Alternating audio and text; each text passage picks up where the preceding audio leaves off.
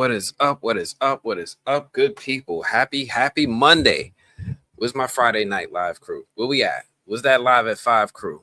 We got 24 people up in here. Y'all know what it is for like the first 5 minutes. Let's talk spoilers. Y'all ready to hear about episode 10? We getting in this right now? Let me tell you about everything that happens with.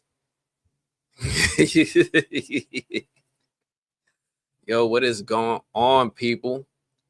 Oh man, we got a good turnout so far. Listen, 22 is good. 22 is good. I like this. I like it when it's small. I don't want to say small. 22 people is still a lot of people. But I like it when we're like this right now, and it's like I could give everybody my undivided attention. Yeah. Oh. All right. Let me see who's up in here. We got Mikey Clark dropping theories already before we even get started. Dragnat, yo, appreciate you checking in all the way from Australia. My guy, hit me up on the Patreon. I'm gonna hit you back. I know I owe you back some messages. It's been a week. It's been a week for me. Vanessa Wicked, I appreciate you coming through as always, and I appreciate all the kind words from you and everybody else from the Fromly this week. Yeah, I know. We got Bianca checking in. Thank you for coming through, Bianca. Always happy to see you. Ebony Hinton. Yeah, listen, Ebony, you made it. You made a live. You live, and I'm calling you out. First off, Ebony, thank you for coming through. I always really appreciate you giving me your time, whether it's with the recorded videos on a live stream. One of the things I absolutely need to know, though, is where are you checking in from? Where are you from? I can't hear your voice, but, knowing where you're from, I might be able to put a picture to it. Maybe I've traveled there and we could talk about your town. But let me know, where are you from? You in the US? And then are you checking us out internationally? Let me know where you are from. I appreciate you coming through, Ebony. The Man in Black. Listen, Man in Black, we both in black today. We both in black. I was feeling in my black suit mood, right? Throw on the black suit. That's how I was feeling. Viv Adams, appreciate you coming through. Viv, what is that, a spades hand? Is that we playing spades? I didn't know. Look, who's my partner? Who's my partner tonight? Yo, I just need a partner. That's all I need to know. Vanessa Wicked, you know what it is. Please, people, if you can, please give me a like. I think there's about 44, 61, something like that, like 60 people watching. I don't know how many on YouTube. Wow, I think it's like 24 of y'all on YouTube. So the rest of you are checking in from Facebook and from X. Appreciate you all coming through. If you're new here, or if you're just coming in, please give this video a like on your way in. There's like 24 people watching on YouTube, 15 likes. Please, I really, really appreciate it if you could give this video a like. Let's get this joint going. We got a lot to talk about.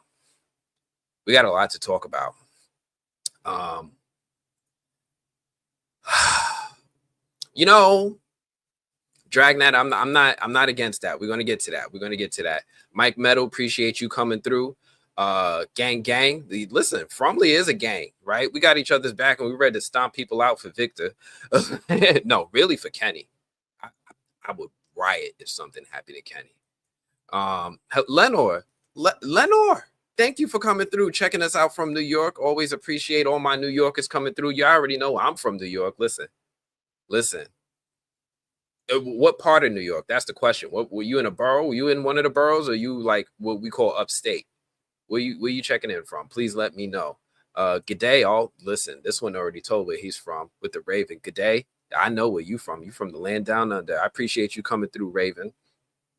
We got Mike Meadow checking in from Louisiana, where all the good food is. Well, I can't even say all the good food. It's just that all the food in Louisiana is good. It don't make no sense. Kayla coming through. Yes, all day, man. I was just glad that I got to do it today. I was like, today was a busy day for me. I'm not where I want to be in preparation, but that's okay. We're gonna make the most. Look, I don't even got my light on. Here we go. Now you can see me in HD. Look at this unshavenness. Ebony, you over here from Boston. Okay, listen. I haven't made my way up to Boston yet, but I need to come up there.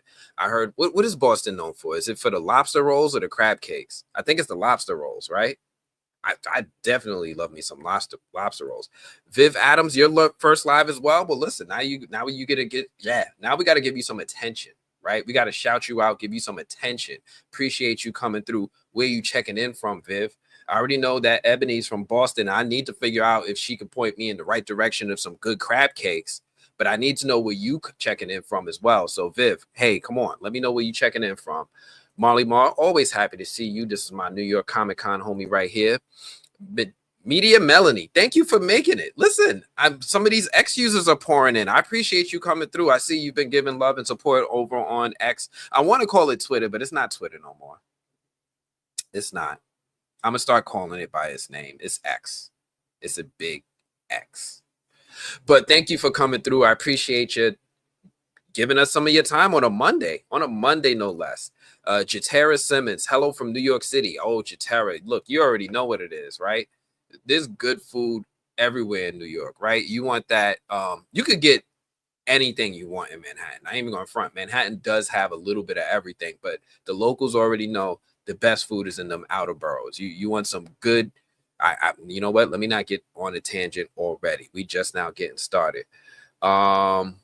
Smoke One, appreciate you coming through as always. I appreciate you. Anissa's checking us out from Cincinnati, Ohio. Man, Cincinnati. I have not yet made it to Cincinnati. That is one place I've been wanting to check out. I don't know. I've seen some unwelcoming things on social media lately about it. Maybe it wasn't Cincinnati. Maybe it was somewhere else in Ohio. But Ohio's getting all the wrong attention right now. I've been to Dayton. I used to go to Dayton all the time for the Hamvention radio show. That's how I used to always build my computer. But I appreciate you coming through. D-Spec from Queensland, Australia. Okay, Google. What time is it in Queensland, Australia? 8:10 a.m. All right, you listening to us on your way to start your day. I appreciate you coming through and giving us your time, D-Spec. What is that? Is that like a soda machine? Is that a car? Is that an engine? Is that a transmission? What is D-Spec? I need answers on that avatar of yours. I need to know what that is. Media. Oh, you're here from San Diego. Okay, I appreciate you coming through. I just came back from LA. When was it? Last week? I think last week I was in LA, and then I'm gonna be in LA again in December. So I appreciate you coming through. I have not yet made my way to San Diego. It's one of the places I definitely need to go. I'm gonna get to this soon. I know we got to talk about it. I just like to give people a little bit of time to make their way in. And of course, I'm scripted now. I'm not going off the top of my head from beginning to end, just doing nonstop Q&A. That is bad. I might slip. I don't want to say anything I'm not supposed to say, especially going into finale weekend. Like, yes, I've seen it. If any of y'all are wondering, I've seen it twice now. I got to watch it again so I can work on my script. I'm behind. Those of y'all I'll get into it, but I'm a little behind. But yeah, I'm really ready to talk about episode 9. It was like the equivalent of stepping on a Lego barefoot. It was painful, it was shocking, and it was weirdly satisfying in a way.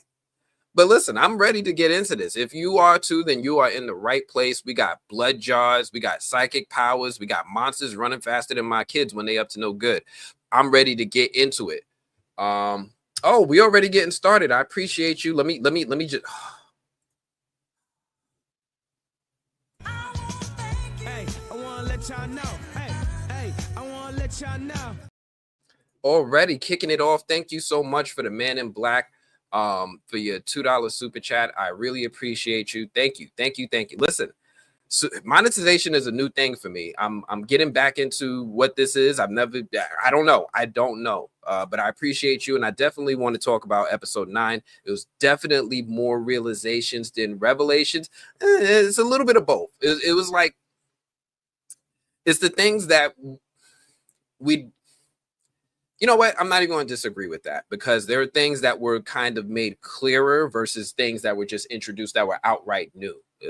So I'll accept that. I appreciate you, the Man in Black, as always. Thank you so much for the super chat. I'm gonna try to get to these a little faster. I'm just getting back used to monetization. Thank you so much. Who else we got from here? We got clam chowder and baked beans. Wait, what are we talking about? Oh man, North Carolina, appreciate you coming through, Marquisha. Thank you, thank you, thank you. I appreciate you. And that's a cute little avatar you got there with all the kissy faces. That's nice. That's real nice. Who else we got up in here? Beans and tea from down under Montgomery, Alabama. Ooh, yes. Listen, Alabama is one of them places I've been saying I wanted to get to for a while. I just got to find like a reason to kind of justify it with the wife. Like, hey, we got to go see X, right? Like, oh, there's this movie thing, or this Comic-Con, yeah. And then I could be like, all right, I could justify this. I'm looking for that one thing. If there's some big thing that's going on in Montgomery, please let me know, and I'm happy to check it out. Oh, here we go again. Because you could get it, you could get it, you could get it, you could get it. Yeah, it feel good, don't it? Thank you, Skylar. Oh man, appreciate you coming through. And look, you just wanted to give some blessings. This is what I'm talking about. This is the right fromly. See, this is why I come to y'all. This is why I come to y'all. Like, I don't know, something about this crowd, something about this group of people surrounding this show. Y'all different. Y'all really different in a really great way. And I love things like this. So excited for this live. This show is the best. Blessings to you and everyone in the chat. Blessings to you, Skylar. I really appreciate you. Thank you for coming through. I'm always happy to see you. I'm definitely going to keep an eye out for some more of your chats. Listen, I appreciate you. We all appreciate you. Thank you so very much for that. Oh man, that we starting off the live right. Let me definitely start talking about this episode though. I know we got to get into it. We got some people here. Marty Mars coming up in here from Richmond, Virginia. I've definitely been to Richmond a few times. I like Richmond. It does have good food. It's just what's weird to me about Richmond, and it's kind of the same way with like when I'm in Phoenix. People are just mad nice. It's like a little, somebody from the Bronx. It's almost like a little unsettling. It's a little, I don't know. I'm like used to people being ready to curse me out. Like I'm sitting over here jaywalking and traffic stops on both sides. Like, and I'm like, what are you doing? I don't know. Yeah, Virginia people be mad nice for no reason. But I know. I'm toxic. It's the Bronx. Dolly Cook, appreciate you, loving your lives, warm here in Boston. Yeah, hey, thank you for coming through, Dolly Cook. It's a warm day today too. It was supposed to be a lot cooler, I thought, but it's a lot warmer. Yeah, Gina, it was probably Cleveland. It was definitely in Cleveland. I saw it and I was like, I guess I'm not going to Cleveland. I guess I'm not going there.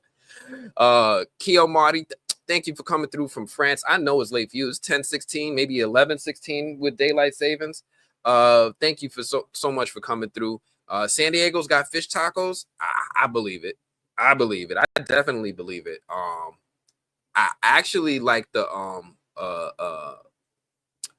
my favorite place to get fish tacos was in Los Cabos. That was absolutely my favorite place to get fish tacos. I appreciate you. Medina, she just subscribed. Thank you so much. I appreciate that. We got 134 people watching. We got 65 likes. We got a new subscriber. I'm in a good mood. And I'm ready to talk about all the wild highlights in this episode. I think we're just about ready. We got 145 people up in here. Way to keep it tight. Thanks for that. Appreciate you. Yes, I've seen episode 10. I've seen the finale. I've watched it twice now. I'm going to watch it again. I might either watch that tonight or I might have to watch some movies. I'm actually a little behind in my movie screening for award season, so I got to catch up on a lot of movies. But episode 10, I already know is going to be a longer deep dive. Obviously, it's the finale. It's going to be a longer video. So I want to get on top of that sooner than later. And I'm probably going to start my script tonight. We're going to talk. I can't say nothing. And I'm not going to try to make no facial reactions y'all can read. I ain't going to say nothing. Do I think there's going to be another season? Yes, I do. Yes, I do. Yes, with 100% I do. Boss T, sup, what's going on? Appreciate you coming through. I'm hoping some of the new blurred order could come through. I know there's been some of the new blurred order that's supposed to be coming through, but let's see if they're able to make it. Yeah, I know my new blurred order crew. We go live every Saturday morning at 10 a.m. Eastern. It's a 2-hour show. Appreciate you if y'all can make it. If not, make sure y'all check out the new blurred order. I go live on this channel. Hey, I wanna let y'all know. Hey, I wanna let y'all know. Oh man, thank you. All Mod Cons, thank you so much for the super chat. I really appreciate you. Look, I see these super chats fast now. I'm on it now. I'm on it. So thank you so much. I really appreciate that. That's a big help for me. Thanks for not spoiling the show. Some of us still enjoy the surprises. Listen, I spent the weekend going through comments, and like some people were posting spoilers in the deep dive, the pre-recorded video. I just straight up, those people had to go. They got like straight up blocked, removed. I'm sorry. I want to maintain the integrity of this show for everyone as well. I don't want to spoil it. Honestly, if I were you guys, I would stay away from my normal sources from stuff. If you want to just kind of avoid spoilers. I know when like I miss something that's major on a TV show, I know to stay away from Twitter, right? Because first thing people want to do is post the spoilers. It's ridiculous. I would recommend honestly staying away from your normal Facebook groups, Discords. Just don't sign in, because there are way too many people out there that are interested in just spoiling the show. I know I've been having conversations with other creators about it who have been seeing it, and it's not good. It's not good. But yeah, I would recommend, honestly, if you guys can. I know I can only imagine how addictive it is to just be like, oh, I gotta know. I can only imagine. I honestly hope you guys can kind of find it in you to have some restraint and maybe stay away and just enjoy the finale for what it is, because it is one of those finales that really remember how like season 2 finale was, and it was just like, oh, this can't be like, I want you to have that kind of moment. I definitely do. But thank you so much. I really appreciate you. And hey, I want to let y'all know. Hey, I want to let y'all know. Joe Joaquin, listen, Joe, you ain't even got nothing to say? Thank you, Joe. Nothing? All right. I'm gonna look for you, Joe. I feel like I owe something for you. So let me know. Let me know if there's any other way I can make it up to you. But thank you so much, Joe. I really appreciate that.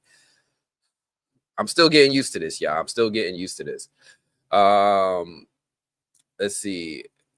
Gabrielle was talking about us New Yorkers don't know how to take people with like hospitality. It's so weird. What's going on, Veronica? Thank you for checking us out from the DMV. Appreciate you. Axel Morrow, also in France. Mahalia in Melbourne. I see you, Ty. I see you. We got a few others. Oh, congratulations on the monetization. Thank you, Lisa. Thank you. This was thank you. Man, it's been a long time coming, but I think I learned a lot in this time. I learned a lot. I'm gonna have to kind of skip ahead a little bit, because some of these chats are starting to pile up. We got 171 people in here. Oh, and oh my goodness. Hey, I wanna let y'all know. Hey, I wanna let y'all know. Yo, I can't help but dance every time that joint come on. That old Kanye. I see you, Ty. I'm about to bring you on stage. Air you out. I see you back there. But thank you, Veronica Tolliver. Thank you so much. Sending love and blessings to you all. I really, really, really appreciate it. I especially appreciate all those kind sentiments. The love and blessings. This is a blessing. I love being with all of you from all around the world. I just exceeding my expectations in life. I honestly will say that with all honesty. Bloggers worldwide. Thank you Man, Veronica, thank you so much for that $10. I just, you know. Hey, I wanna let y'all know. Hey, I wanna let y'all know. All right, let me go ahead and start getting started. I want to bring in our guest for today. Listen, I'm bringing in from the new Blurred Order, our very own Ty, Big Bad Ty. Appreciate you coming through, bro. What's going on? What's going on, family? How's everyone doing this evening, or morning, or night, wherever you are in the world? Yeah, it's we got people in here from Birmingham. Who Mr. Leo G. I forget where Leo's from, but you're only on episode 8, so I need you to go watch 9 and then come back. Put it on 1.5 times speed and come back. I appreciate you. Oh, here we go again. Hey, I wanna let y'all know. Hey, I wanna let y'all know. Gina Schneider's checking in. Thank you so much. Thank you so much, Gina Schneider, for that $10 super chat. Lots of love from North Dakota. Now, that is one part of the world I haven't touched that corner of the world yet, the North Dakota world. I've been talking to my wife about wanting to go to Seattle for a while. I'm still trying to see if I could talk her into taking one of them cruises to Alaska. But I definitely want to stop by in the Dakotas. I know the Dakotas got some good American junk food. Like if I want to get a good chili cheese dog, that's where you go to the Dakotas for. They might make it with bison, but I was kind of wondering. I was like, what is Dakotas? The Dakotas like really like famous for? Like what would I got? Like if I was just on the map and I was like, I want to go to the Dakotas, what would I'm curious, what would I be investing in or coming to see when I get to the Dakotas? You're gonna see some mountains, and you're gonna see some like I like the food that hunters and trappers eat. Like you're gonna see where they make all of that. Like if you want some venison, you go there, right? You want some lamb, you go there.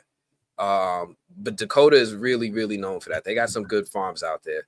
Appreciate you so much, Gina Schneider. Thank you so much for that. Oh man, here we go again. Hey, I wanna let y'all know. Hey, I wanna let y'all know. T-Bell, thank you so much for the super sticker, the $4.99 stupid. Look, thank you. Look, you got me in my Man in Black mode. I'm feeling it right now. Look, I'm ready to get into it. There's so much to talk about in this episode. Ooh. I don't know when we're gonna stop this song though, but we're gonna run it back.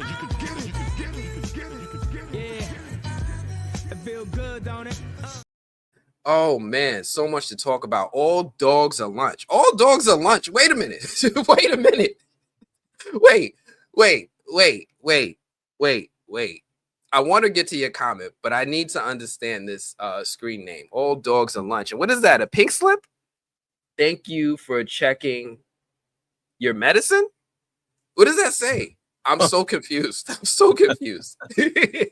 lot of things to unpack. Yeah. I feel like Jade needs to go through the Faraway Tree because he is the new Christopher. Good luck, Anthony.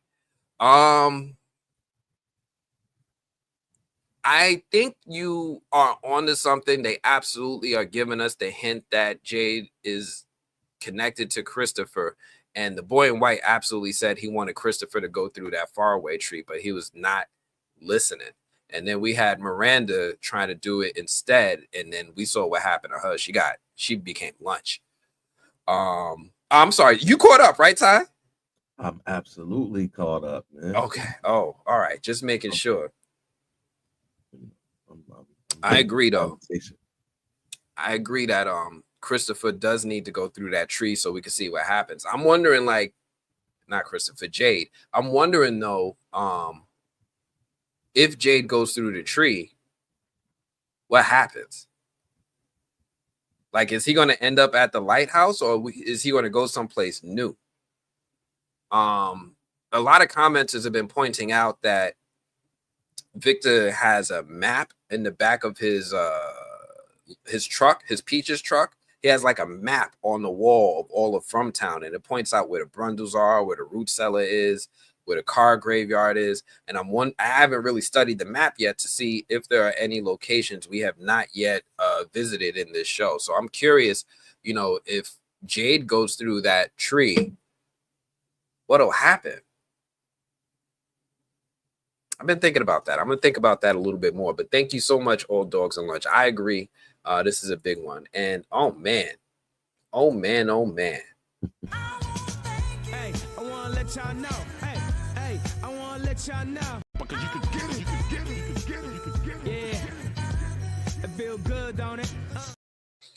Emmanuel Noisette. Thank you so much, my brother. I really, really appreciate you. If you guys don't already know, Eman is like my brother from another mother. Me and him go way back.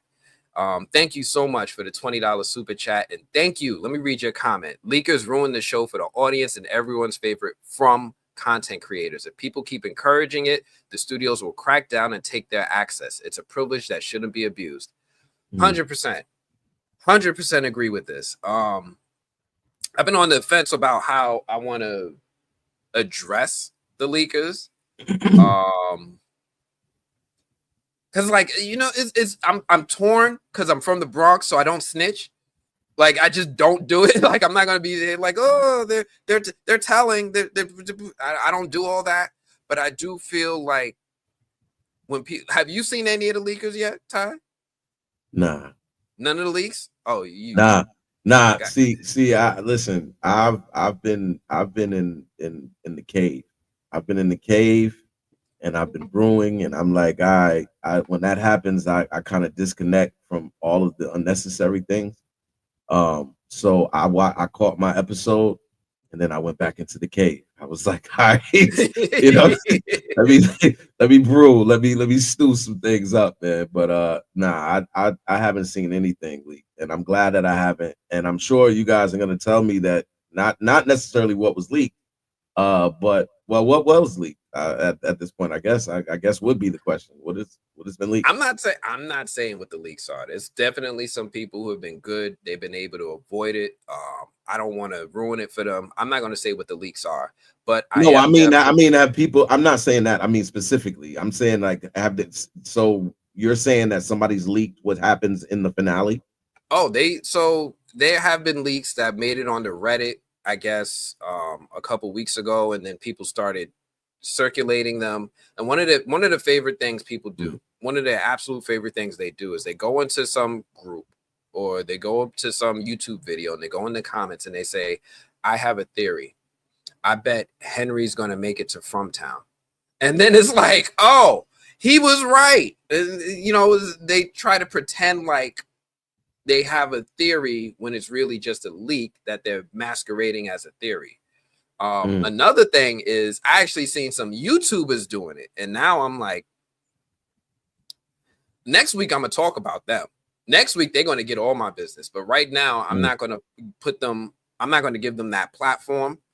So people could go look and see and get messed up either. But I'll say this, whenever I do see the leaks, I give those videos a thumbs down. I go in their comments. I tell them that they should be ashamed of themselves. And if they come into my comments, they get banned swiftly. I don't really like banning. I still feel like I'm not that kind of dude, but I also have to think about the people who are here and they're like going in my comments thinking it's a safe space and I don't want them to be messed up. So yeah, appreciate that. Here we go with Cap. Hey, I want to let y'all know. Hey, I want to let y'all know. Thank you so much, Asante. Ooh, Asante Asher coming through with the Canadian money. You got that funny money. Oh, we up in here with some colorful bills now. Thank you so much. I appreciate it with the $5 support. Thank you. Look, this goes a long way. I'm so excited to go into what we are going to be able to do tonight, as well as what we're going to be able to do in the near future. Thank you so much. Thank you, Asante. I'm definitely got to get back to some of these other comments too. But first, I want to talk about some of the things that happened in this episode. We had Elgen with his blood jar. Right, he had a whole jar of blood, and the man, he basically brought like a Build-A-Bear level of creepiness to Fatima's dungeon. He had like a blood smoothie for her. He was feeding her like a baby in a high chair. He was like, drink, and he was like really going in with the blood jar. We had Tabitha's getting like, I think like superpowers. She touched Victor and then boom, she's having her Jean Grey mode activated. Boy was out here struggling, but Tabitha was over here evolving. I love that. And the boy in white, yo, he's taller now. He's talking a lot. He's roasting Victor. He's basically like the Regina George of From. He's like, stop chopping my tree. He's like, yo, he was everything this episode. I was so happy to see him. I didn't even know I needed him. But now that I've seen him roast people, I want him to come back at least once a season and just go in on people. Like, get him. Oh, for all my people who got that reference. Get him. All right, we got 221 people watching. We got 99 likes, 221 on YouTube, 20 on X. Thank you so much. I really appreciate it. Thank you all for coming through and giving the support. If you can, please. I understand I am giving some attention to the people who are doing the super thanks and the super likes. If you can, please. If you can't give a super chat, I understand. I totally get it. But if you could please give this video a like, it goes a long way with helping this channel grow and get some amazing opportunities. Thank you so much. I really appreciate y'all. Man,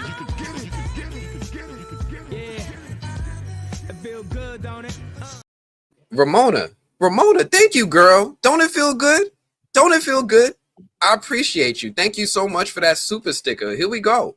I'm going to make this live worth it. I definitely am. We're going to talk about some major things. So I'm going to start getting into it. I was going to try to get some screenshots for us. Unfortunately, my day just got away from me. I didn't get any screenshots done, so I'm gonna do it the other way. I'm gonna pull up the episode itself. We're gonna fast forward through the episode. You guys bear with me. You all know that my episode is a little bit different than yours, in that I don't get to watch it on MGM. I have some other platform in which I watch it, and it's a little bit different. So I'm gonna get to it right now. We're gonna pull up some of these moments from the episode.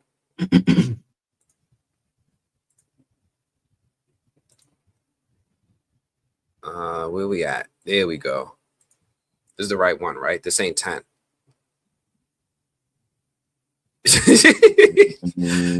Yeah, I think this is the right one. It says 9.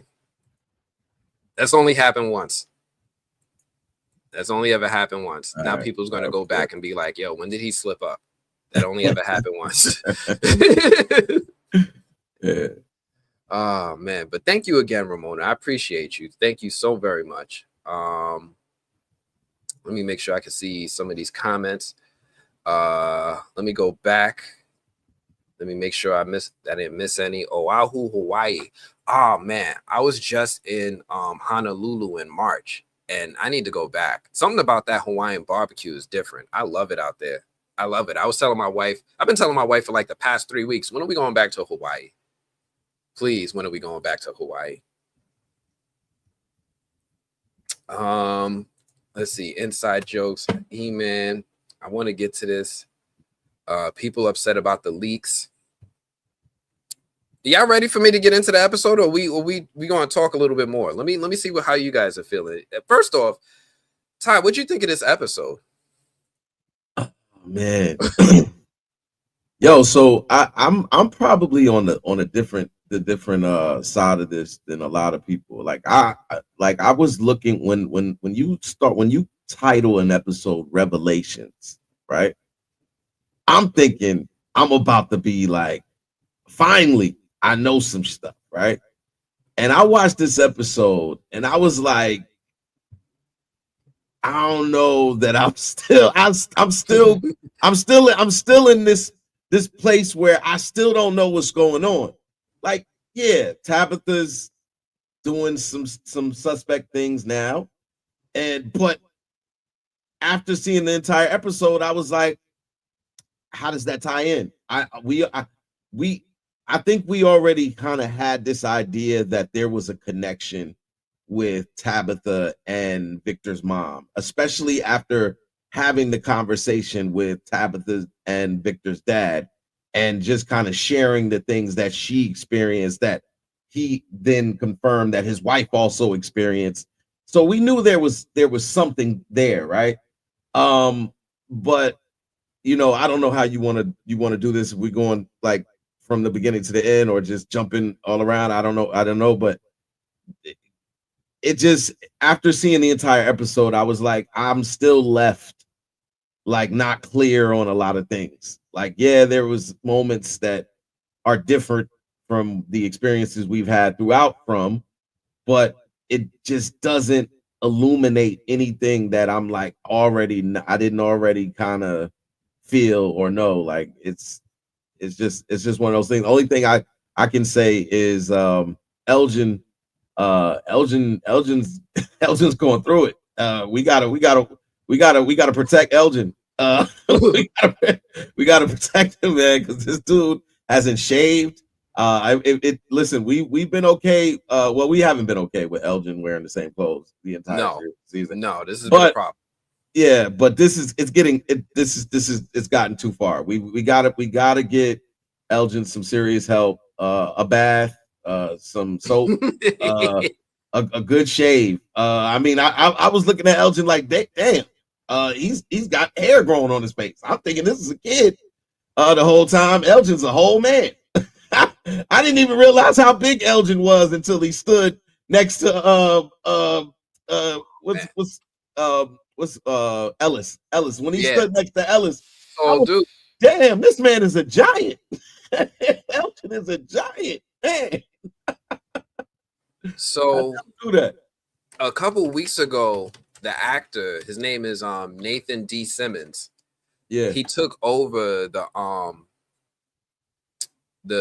Instagram for the From thing. So every once in a while they'll have a different actor just like take over, and you get to see them just like answer random questions from fans on about From. And I know I'm supposed to be talking about this episode, but now I'm going to go off on a side quest real quick. Let me pull up this tab right here, because some people need to know this is a grown man. Yeah. Right. Elgin is not a little boy. He is a grown man who shaves his beard to look younger than he is. So I always like to, every once in a while, take a few moments to look at these little behind the scenes moments and just show people how they are. Like when we saw him when he took over the Instagram live though for From, he was like, you could tell my guy is from, like, he's from the hood, not the rap hood, the real hood. Like he had his do-rag on. he had like gold tooth. Like he looked like he was standing on a corner. He was like, all right, who need this From? I got it. three for 10. Like, he was looking like he was on the block. But yeah, I just wanted to take this little quick moment, go through some of their Instagram. It's cool to me when I get to see them behind the scenes doing regular stuff. Maybe I don't dislike Randall as much because he's normal, but I just wanted to, just give people an idea. See, look. Tell me this ain't no block stuff. Right? Only thing they need is a bottle of liquor. With the homies. He with the homies, man. Right? Yeah. He played guitar. Yeah. So yeah, all right. Let me get back to From. But every once in a while, I just like to take a little quick moment, detour, and show people a little something outside of the normal stuff that we talk about. But getting back to what we were talking about with Elgin and his character, yes, I'm with you in the revelation that Elgin is a grown man. He absolutely is. We could call him Elgin. You might hear me call him Smelchin. I'm sorry. That's his name right here. Smelchin. Cool. AKA Sir Creeps a Lot. Like he really went full Hannibal Light this episode. Fatima was all like, please don't make me drink that, and Elgin was over here like, it's organic. Like he was giving it to her like it wasn't gonna hurt her. But here's the thing, and this is something that I was kind of not sure where I stood on. is Elgen actually trying to help, or is he just 2 steps away from being the real villain? Like, does he think he's helping, or is the zombie woman actually telling the truth when she's like, yo, this is going to help everyone? I think he's really trying to help. I mean, he's clearly trying to help, but I don't know if his reasons for trying to help are valid. I feel like he's trying to help so that he doesn't have to keep seeing this lady and her shocking him when he turns around and there's this being standing there. I think just like most of the people, he's trying to get out of here. He's trying to, like, I don't know if the thing is promised him that I do remember him saying something like that, like to that effect.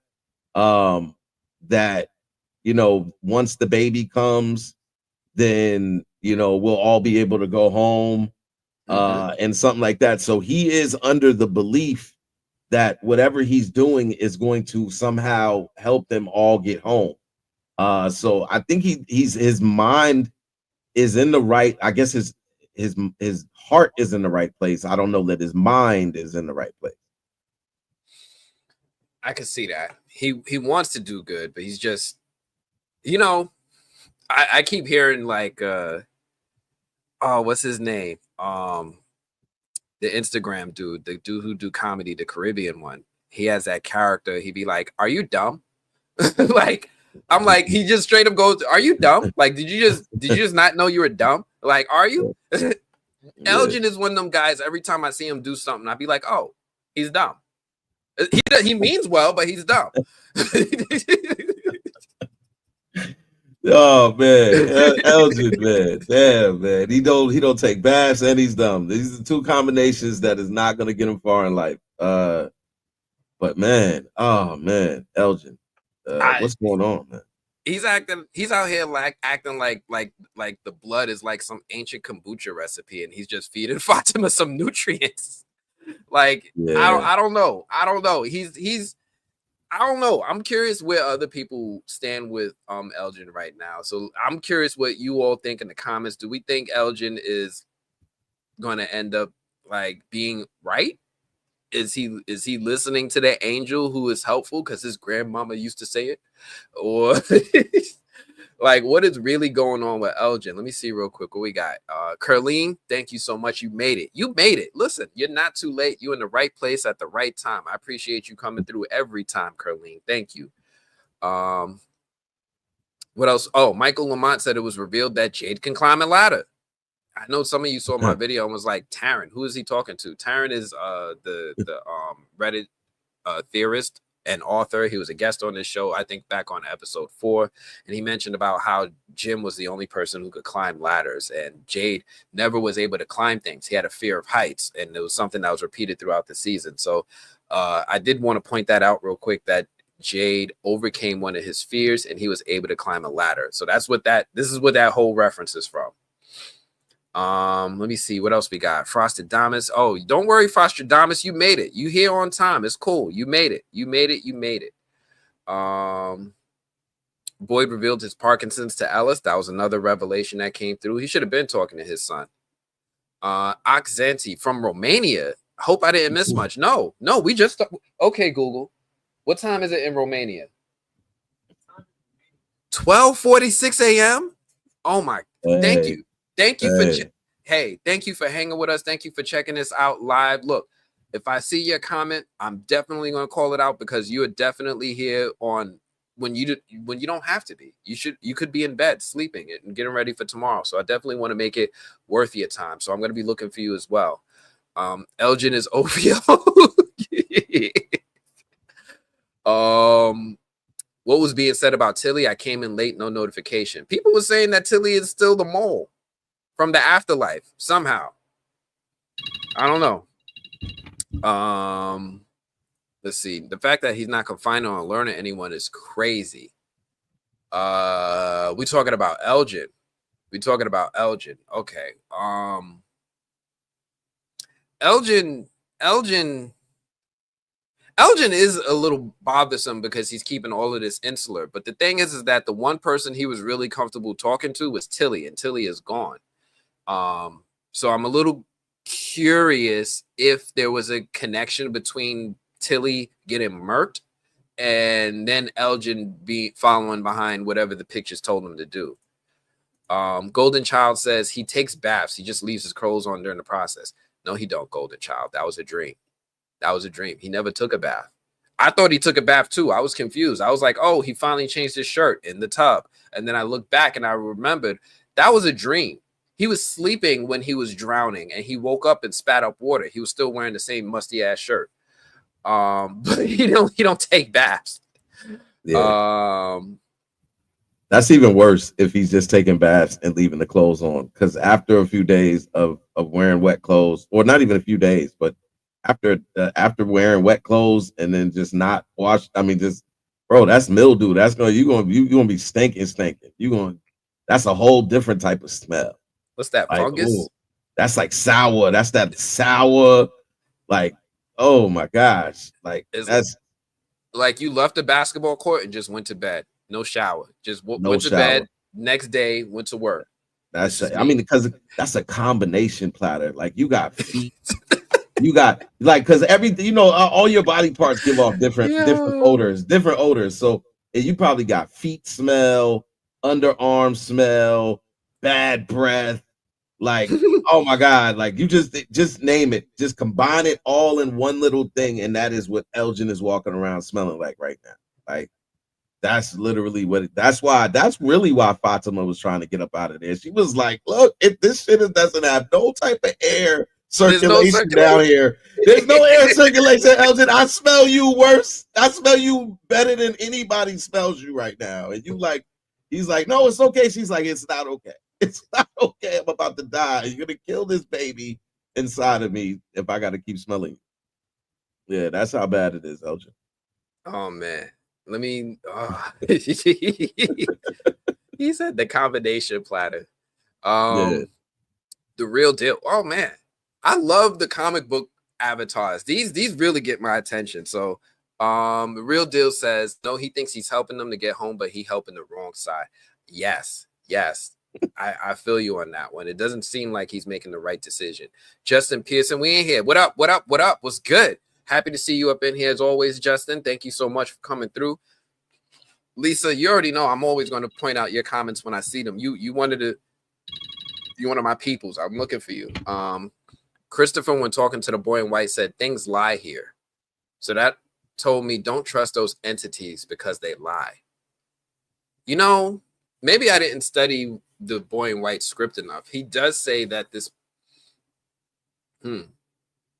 that's going to add some context to some of my stuff because of I've been having trust issues with this show ever since they had the moment where they showed Jasper talking to Christopher, and then they came back like 2 episodes later. It was like, psych, Victor's just got bad memory, y'all. the doll was never talking, psych. So now I really do have trust issues with the show telling us things or showing us things and then taking it for truth value and then making a theory out of it.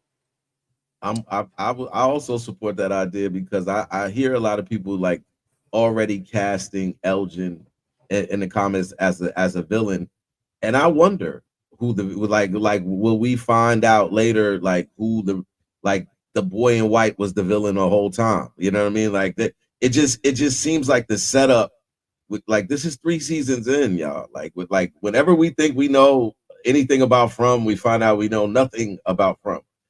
It's just that it's like this has been consistent with them. So I'm just like, I wonder if the boy in white, because I know the way he came up there and was like, "Don't hit my tree, don't cut my tree." Like, yo, he was like, "Hold up, you look different." He was like, "Yo, I am different. Like, if you hit that tree again, you're gonna find out just how different I got." Like, yo, it's like, please just help me.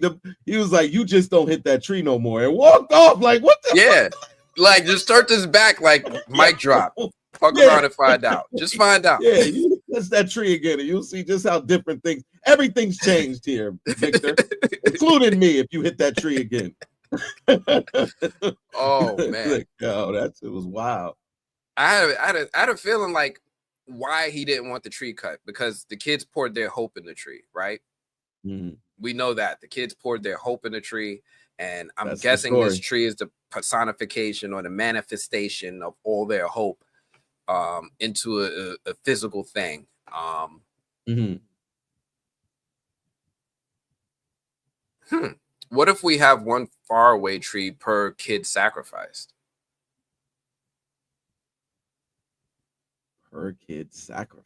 Wow, That's that's just a deep. random theory off the top of my head right now, because I remember they said that the hope were poured into the roots, and the roots made the tree. One of the trees we know is the bottle tree, but there's other faraway trees throughout from town. So there was like 6 or 7 slabs of kids on in Jade's vision. I'm wondering if there's like 7 different faraway trees in different parts of town. I Mm, don't know. I'm just throwing out random thoughts out there at this point. Um, that's deep. But thank you, Lisa. Appreciate you coming through. Oh, okay. Hold on. Somebody skipped the line. Hey, I wanna let y'all know. Hey, I wanna let y'all know. All Dogs and Lunch is back. Thank you so much, All Dogs and Lunch. I really appreciate that. Thank you. Thank you. I haven't even played the video much. Let me at least put it up to a point with Smelgin on the screen, right?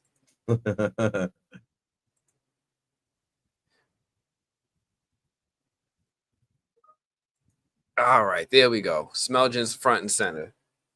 Oh, what is this? Where's my? Oh, oh, here we go.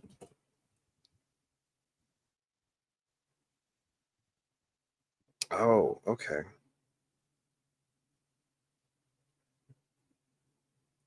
I'm sorry. Doing a little multitasking.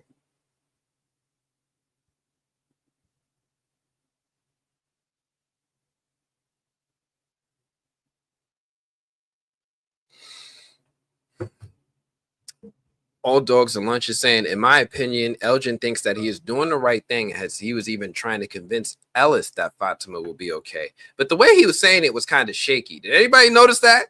Like, he was like, yeah, what if it's good? He was talking all weird and stuff. Get it out of here. Maybe it's going to be all right. I was like, what is he on? Why is he talking like that all of a sudden? I think that dude snapped. I mean, it looked like we just saw him in the episode, bro. Like he looked like he ain't shit. Like this entire the entire time Elgin has been here, right? Elgin has kept a clean face. Now, whether or not that face is actually clean is under, that could be a discrepancy. But what I'm saying is, this dude, if you look at that scene where he's talking to Ellis, you can clearly see that that he needs to shave. I was like, yo, this dude is a cold. That's how I was like, he's a whole man. And then when you point out the fact that he was talking like that, that sounds like a person who's broken, like just broken. They, like they snap. And I think he did. I think all of this, like, dude, you gotta have snap to think it's okay to hold a glass full of blood for somebody and be like, here, drink this. Here, no, here, I got it. No, I hold it. You drink, you just drink. And I'll hold this whole thing of my blood that I just pumped into here. It's not clicking. None of this is clicking at this point, man. You checked out. Dude checked out for sure. Yeah. One of the things I noticed, that facial hair, I'm not gonna unsee it. I honestly, I go on these tangents sometimes. The first thing I thought of was the writer strike and the actor strike, and I wondered if part of the season was filmed before the strike and some of the season was filmed after, because I've been noticing like discrepancies in the way some people look. Clearly, he was shaving with real quick before he's like, he came off the plane like, all right, when I film next, shaving and went straight to the set to do his scenes. Like, I've been noticing it with Boyd. Like, Boyd looks younger. I don't know if it's intentional to the show, but they're not putting the white in his beard as much as they used to. But I agree that he does think he's doing the right thing, even though he has snapped. He has absolutely snapped. And you're right. And catching that might be why he talks different. I never thought about it like that. Like maybe the influence of the kimono lady is affecting the way he spoke. Every time I see him, you ever see Ghostbusters 2? I've seen all the Ghostbusters, of course. You remember Giannis? Giannis. Giannis was the European dude who was like Yes. Vigo's little henchman. Yes, Vigo. Yes. Vigo. Vigo, the destroyer. Yes. So every time I see Elgin on screen, I think of Giannis. I'm like, yo, he's straight up gooning like all in. Oh man, for the bad guy. He's giving that henchman vibe. He's giving all the way. He's giving the henchman vibe, huh? Like, and why is it, what is up with the kimono lady being able to just grip up but Fatima like that too? Like she gripped her up and was like pinned her to and then like I'm like, yo, hold up. Whoa. Since when did y'all become like, I know the little boy in white pushed Tabitha out the thing that like, but that felt like more like, with the spirits, they have those moments where they like, in all ghost movies, they're like, once you build up enough energy, you can move things and stuff like that. But this didn't feel like that. This felt like that she was a physical like being all the way, just came in the room, put Fatima on the bed, covered her mouth, like don't say a word. They coming. Like this is crazy, man. It's like I'm like, what is happening right now, man? Somebody pointed out, they said it seemed like she was going from translucent to solid. They're like she feels like she's a lot more solid now. And before we used to just see her in moments, she couldn't really interact with things. She was disappearing real quick. But as time went on, it feels like she's gaining in strength.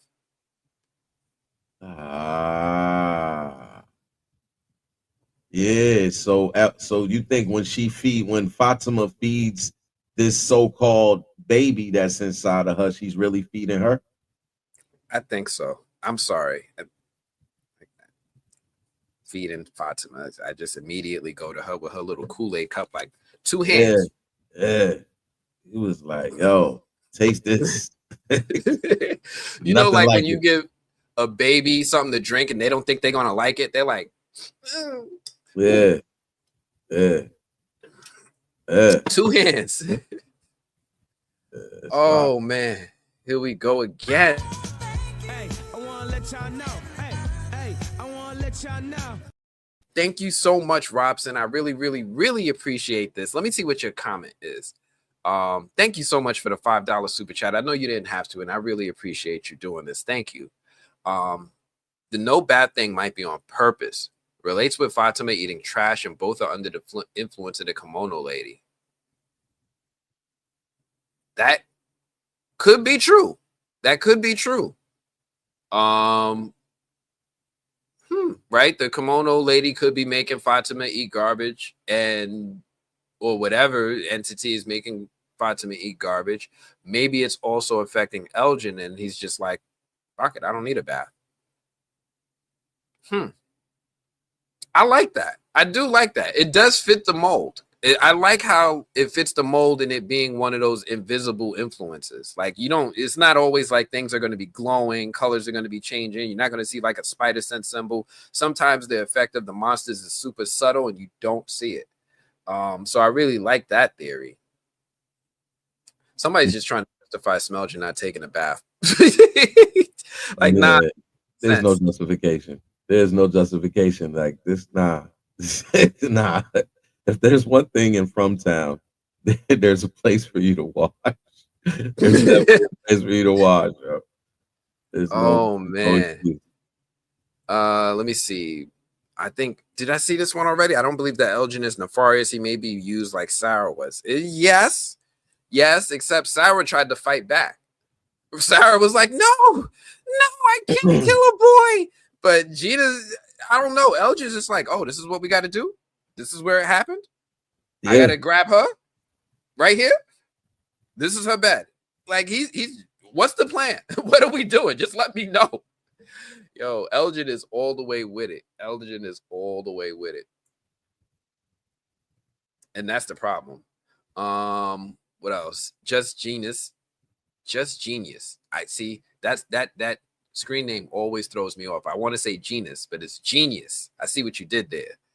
Elgen is being misled. I hope he gets back on track. I kept thinking he was going to push Ellis into the lake. If he did something like that, there's no going back. Elgen is being misled. I don't think there's nothing he won't do at this point. Honestly, don't think there's nothing he won't do. He's literally holding Fatima against her will and feeding her blood. So, and he gave her mad blood. Like, that was a big jar of blood out his arm. Like, the fact that he was still walking was wild to me. Like, I know when I give blood at the doctor, I need to get a cab, right? Like, I'm not driving home after that. But my man was out here lifting heavy furniture, doing everything. But yeah, I'm with you on that. Ty Briggs, hello, admin mods from. Look, we got 2 ties. Thank you for coming through, Ty. Oh man, that's a cool little avatar you got there with a giant spider. You made that? Oh, that's kind of fire. That's kind of fire. I like the foreshadowing right there. That's really cool. That's really, really, really cool.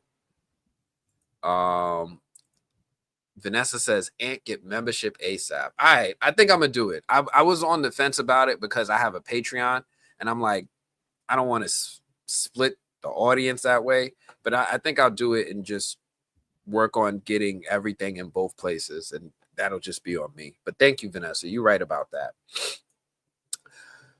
What's under the hatch? The caster lost. Yeah, and a dude that needs to press this button every 128 seconds or something. Oh, that's a lost joke for people who don't get it. Who else we got up in here? Summer Girl TV. Appreciate you coming through. Welcome. Appreciate you checking us out live. Alamode TV, checking out from Grenada. Thank you for coming through. Yes. All my Caribbeans. I love y'all. Thank you. Thank you for checking out the live. I appreciate you for taking your time out of your Monday to join us today. We have 338 people watching on YouTube. I see 140 likes. So there's like 200 of y'all. If y'all could, please give this video a like. If y'all need some more convincing, I'm going to do my best. We're going to go through this episode. But there's about 200 of y'all. I would really, really, really appreciate if y'all could give this video a like. Thank you so much, everyone. Ducksaw said, how Jade only had 5 minutes of screen time and had the best lines in the whole episode with that Tarzan line. I'm going to get to that. That was a good one. And Karan Pierre said, Elgin gives me Renfield from Dracula vibes. Renfield didn't babe neither?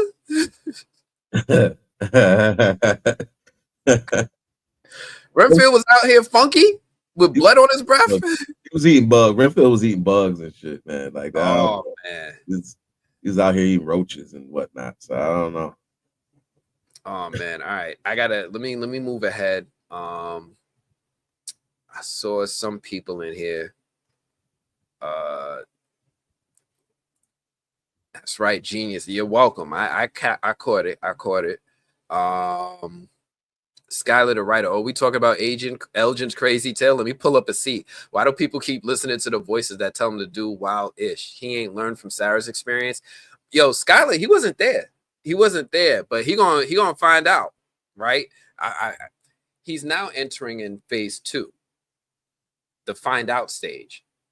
He keenly ignored everything that happened in phase 1, the F around stage, but now he's proceeding directly into phase 2. Phase 2, find out.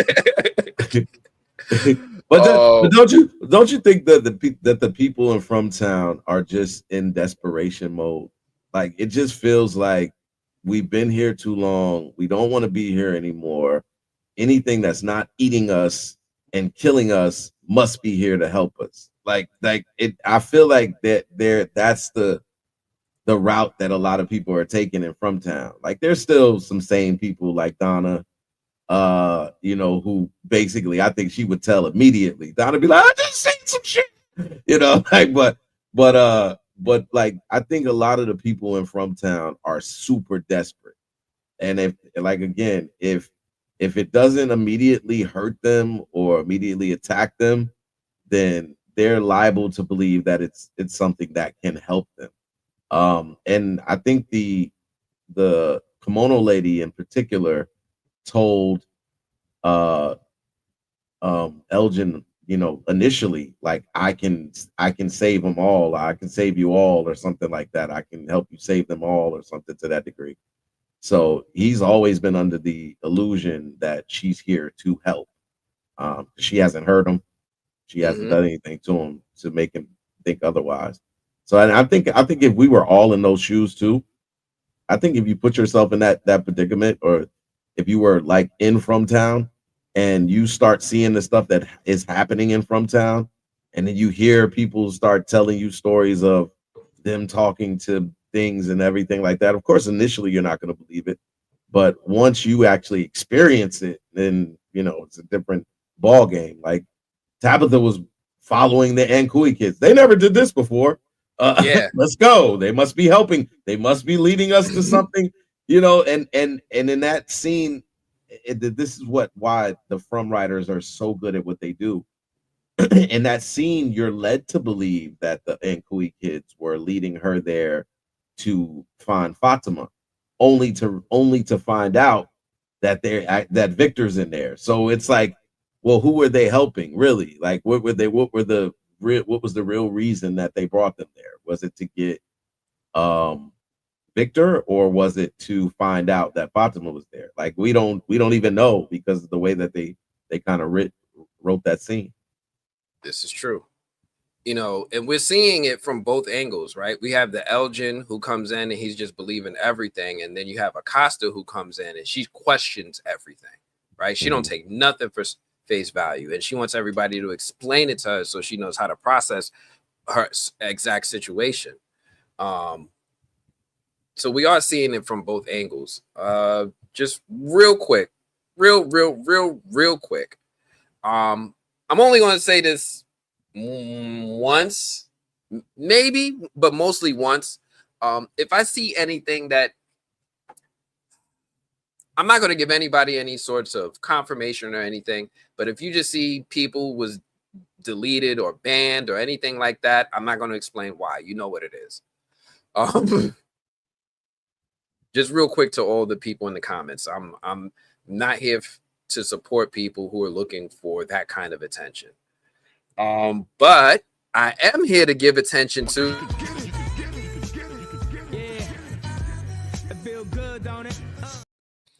Marlene. Thank you so much. I really appreciate you coming through and giving this $4.99. I love it. It's like a super chat with no comment. This is just straight up love and support. I really appreciate you. Thank you so much, Marlene. Thank you. This really helps in a big way.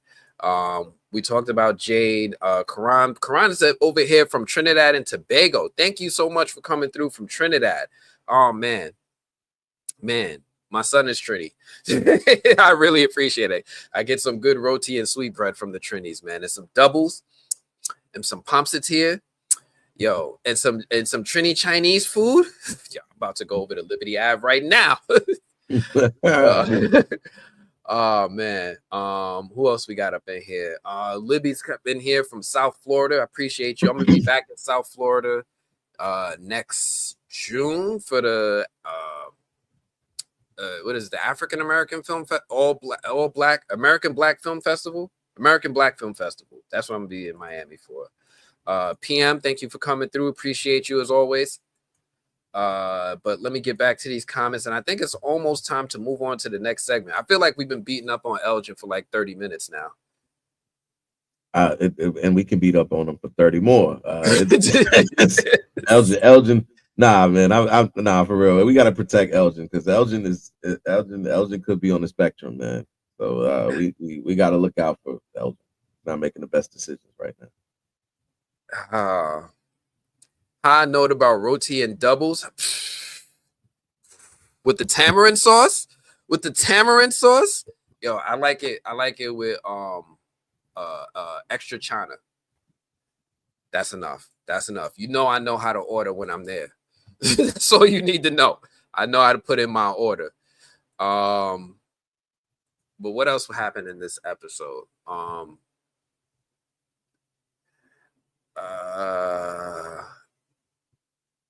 What else happened in this episode? No, I'm going through the comments. I'm seeing right. I get distracted real quick. People start putting math in the comments. I'm like, okay. You're not. I'm not saying you're wrong. I don't know. Okay. Dragnet Tango. Too much hate for who? For Elgen? Dragnet. Nah, man. Elgen deserves all of this. He deserved all of this. He did this to himself.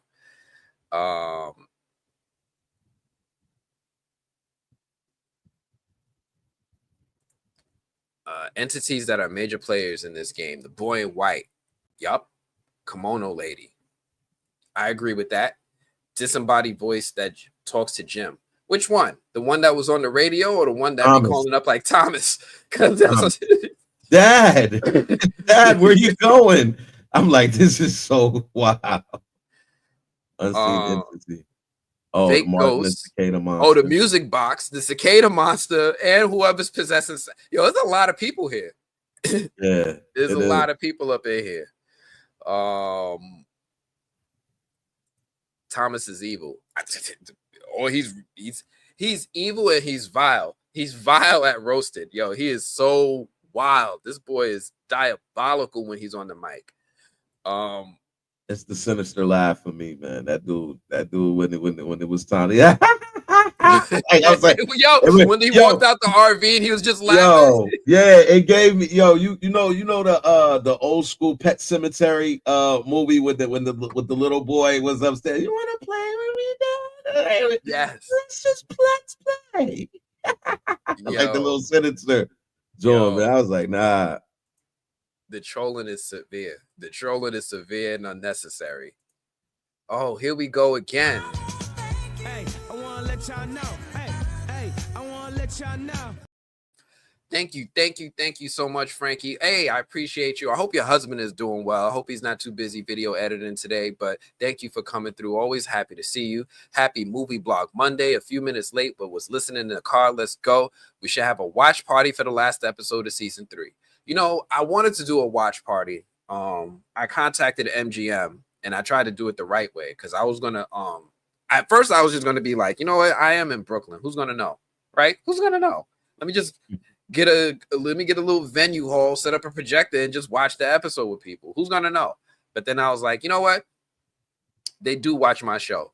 They do watch my show. So let me not do that. Let me contact MGM and ask them if I would be allowed to host a watch party at a movie theater. And I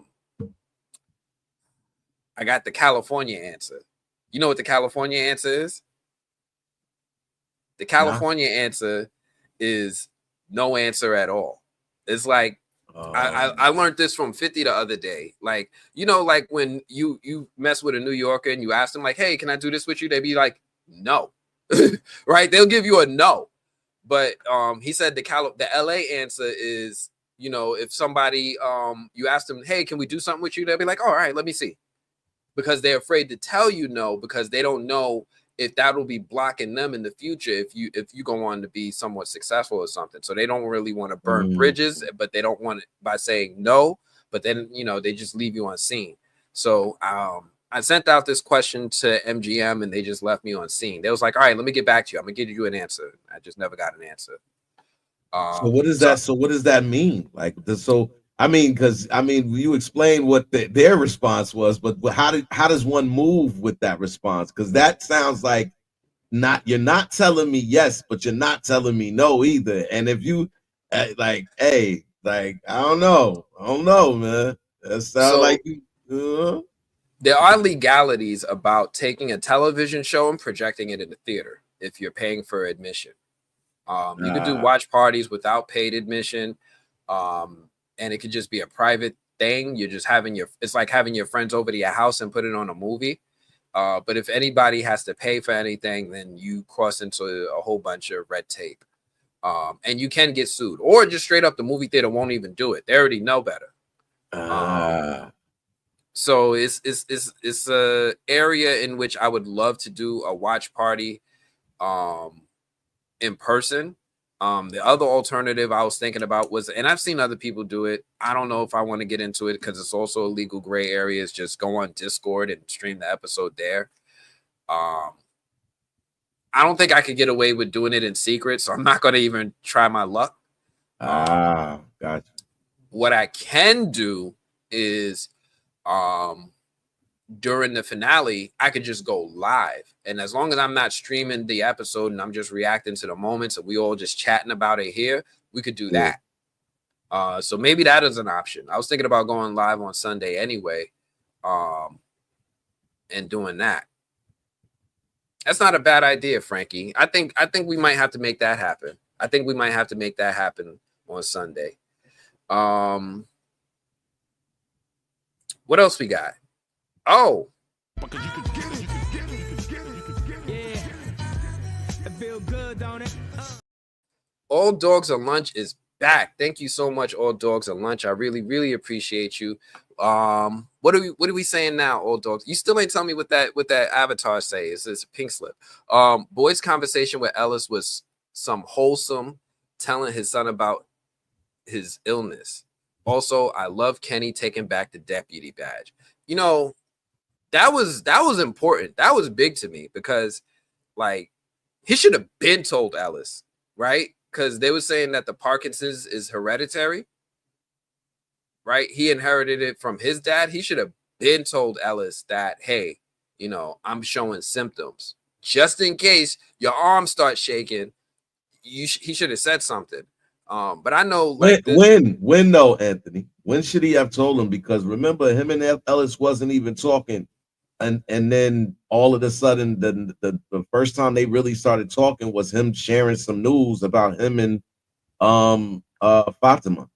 Like, so I mean, it was like, and the news was like, all right, we're getting married. Boom. That's like, so I'm not gonna tell him and spoil this happiness. Then the next news is, oh, she's pregnant. Oh, I can't tell him then. I'm not gonna spoil. So when was he supposed to tell him? Like, because they wasn't even really talking because he was being blamed for killing his mom for all of those years. I mean, we know that Ellis was living up in the colony house. And when we got to From Town, he was in the colony house, and his dad, they were barely talking then. Like, matter of fact, I don't think they were talking at all when we first encountered them. Yeah, so like, no. So like, when was he supposed to drop that bomb? I mean, he's been dealing with different things. He's been dealing with tensions, murder in front of him. He's been dealing with, you know, hiding the truth about Kenny's pops from Kenny. You know what I'm saying? Like, this dude has been carrying the weight of the world on his shoulders. He hasn't even had a time for his own personal time. So when was he supposed to really tell Ellis that, man? Because that's not a conversation you just drop on somebody.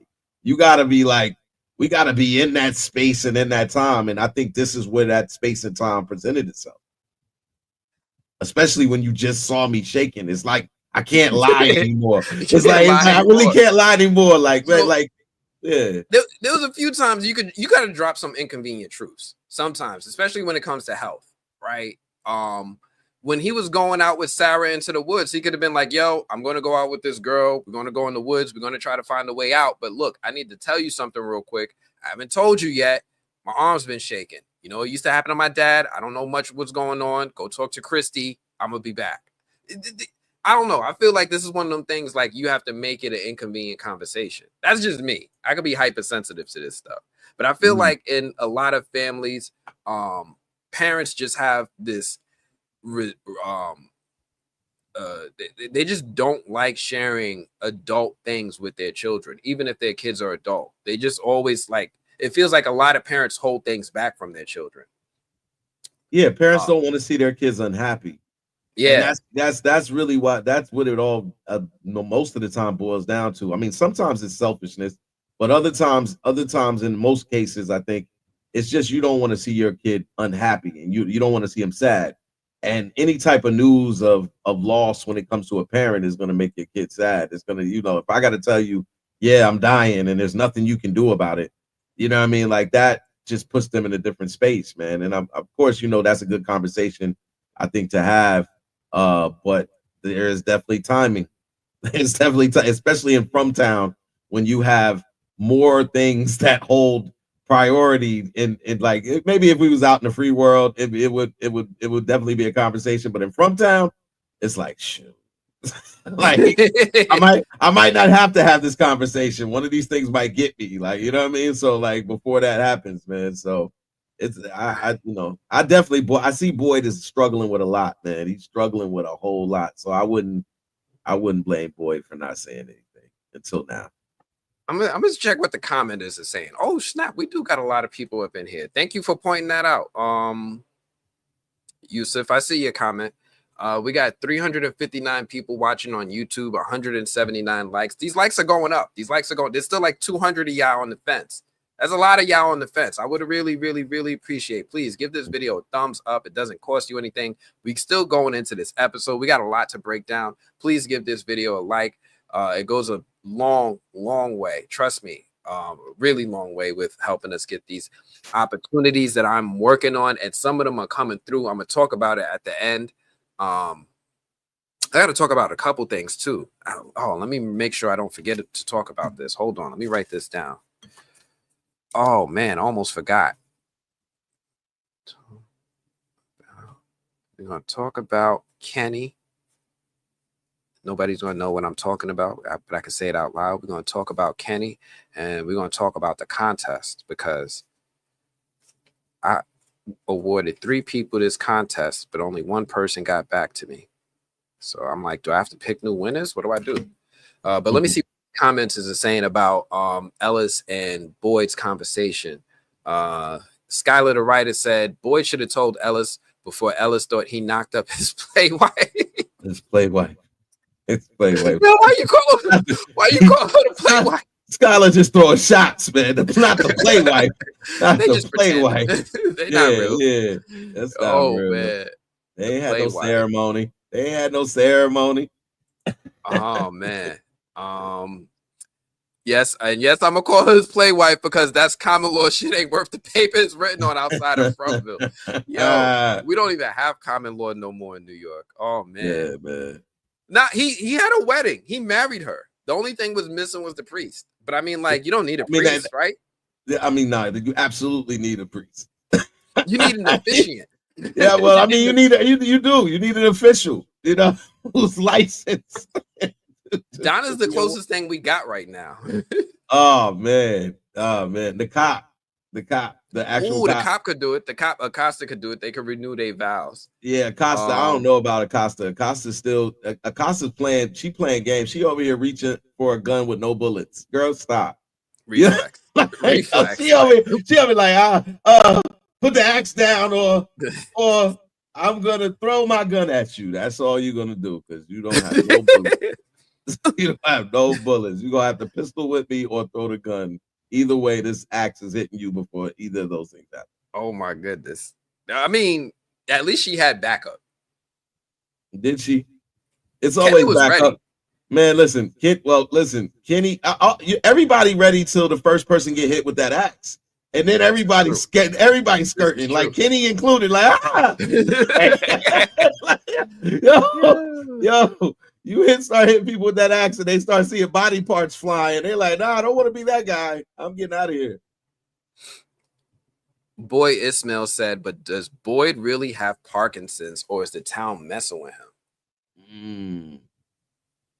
That's a good question. Diagnosed him, though. Didn't she diagnose him with that, though? But how? She's just really observing the symptoms and saying, based off of what your family history is, it must be this. Yo, that is true. Unless he said he had known about it before. Yeah. And I don't remember if he did tell Christy that. I don't know if he had said something to that degree or not. But I guess we're gonna find out. But that's a damn good point.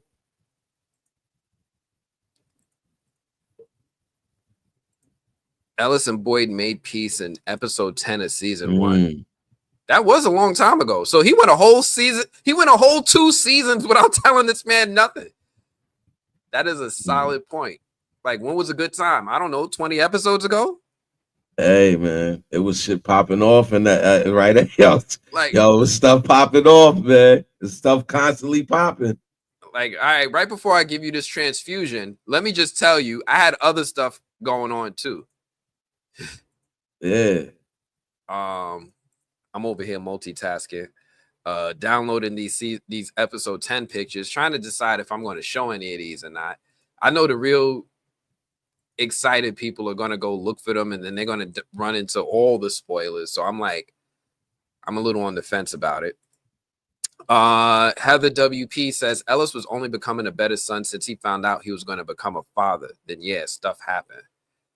Yeah, this is true. He did change up his old, but he also became a worse son at the same time too, because like he started to cross into that mindset of like when you really stop being completely in your mind, the hierarchy is shifted. You're not, down here with your parents, you're almost like right here. Yeah. Right. So like when he found out, all right, I'm married, I'm like, I'm a little closer to you now, dad. But then when he found out he was becoming a dad, he was like, all right, now you my equal. Now you're my equal. So he almost started to become a worse son because he started to side with his wife in everything blindly. I still think back to that town meeting. And Fatima was popping off at Tabitha. Right? She was like, "Oh, you didn't try to get help. You could have did better." And she was like popping off, and Ellis was like, "Yeah, you could have did better, Dad. Do something." Wasn't she pregnant by then? But did he know she was pregnant by then? Yeah, she was. Everybody knew she was pregnant by then. He did at least. And then, but I was just thinking, like, he really changed his energy when he got married, and he really did start following more with what his wife was doing. And I kind of get it, right? Because like you know with your wife, your partner, your spouse, if you got beef, we got beef, right? Like your beef is my beef. I'm gonna fight first and ask questions later. I don't even know why we fighting, but are they okay? Are you okay? Right? So I kind of get it. It's just painful to see when it's misdirected. Is it misdirected though? Like, because it'd be one thing if the entire time and from town he was like with his dad, and his dad was watching over him, and he felt like safe under his dad's view. But he was up in the colony house with Fatima all this time, and apparently Fatima be selling that good weed. So look, got that green thumb. Yo, when they thanked Fatima for her greeneries, I was like, oh snap! Wow. Oh, Ty, I'm gonna have to give you the stage for a second. I gotta go get my package. I live in Brooklyn. I gotta get it before they do. Okay, go ahead. We'll get back to these comments, man. So where we at, y'all? Like, I know I was a little thrown aback when they started mentioning all of the weed that Fatima, and how everybody she's a light to everybody. She's the greenery lady. Nah, I'm not saying she's just the greenery lady, but what do we got here? They went against this.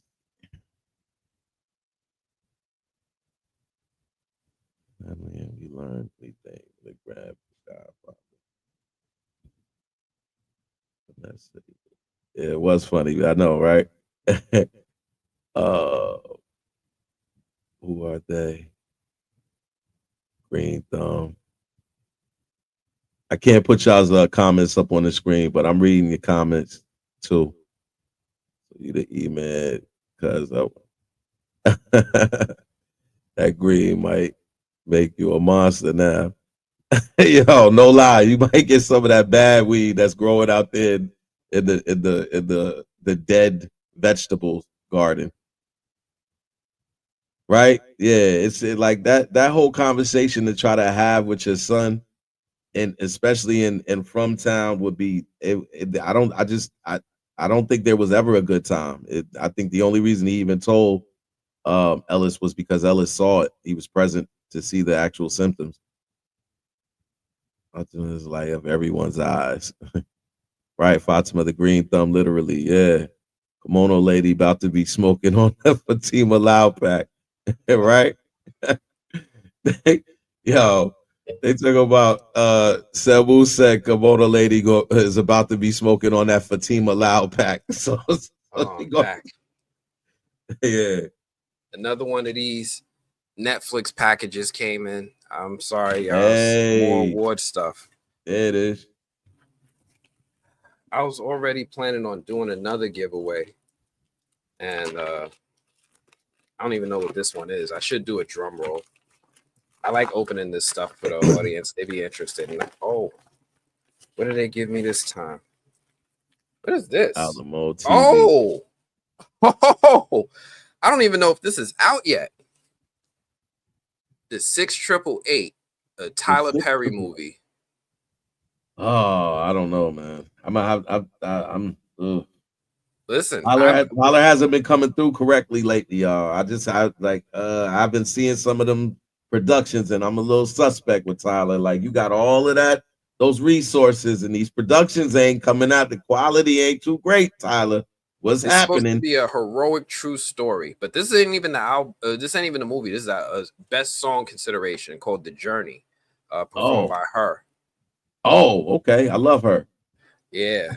I love her. Yes. But hold on. Hey, I wanna let y'all know. Hey, I wanna let y'all know. We gotta switch topics to where the super chats go. So Gina Lloyd Knicks Ticks memes. Knicks Ticks? Like the New York Knicks? Okay. Knicks Ticks meme says Marielle is sus. We never saw her having side effects, not once. The junkie is the only one doing great. She also told Fatima the baby was fine. So yes, I agree Marielle is sus because we do know Randall's having symptoms with the cicadas in his ears. We know Julie is having symptoms. She keeps talking about screaming that she hears that only weed helps. Marielle's been pretty quiet. Marielle's been pretty freaking quiet about all of this. And I agree that she is kind of sus right now. The only time I remember her saying that the baby was fine, though, was like when she was like trying to calm Fatima down. Like Fatima was freaking out in Colony House, and she was like, "Yo, you're fine. The baby's fine. You know, eat food and you'll be good." You know, unless it was a misdirect.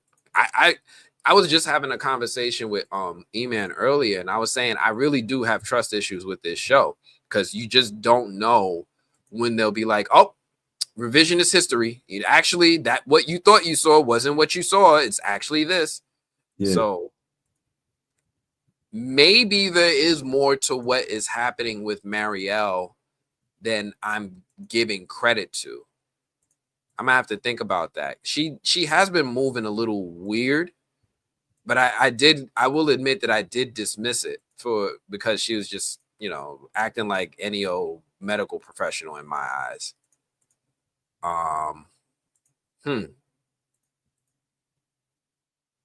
Doesn't she have a different, wasn't her experience in the medical field for children? Wasn't she was a pediatric nurse or something? Pediatric, yeah.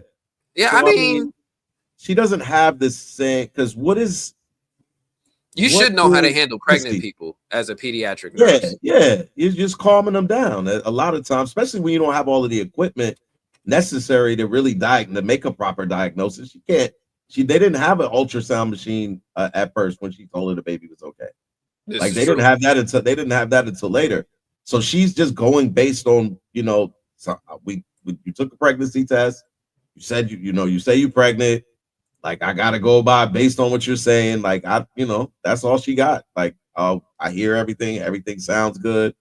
I don't know if there was a heartbeat or what. I have no idea. Maybe it was too early.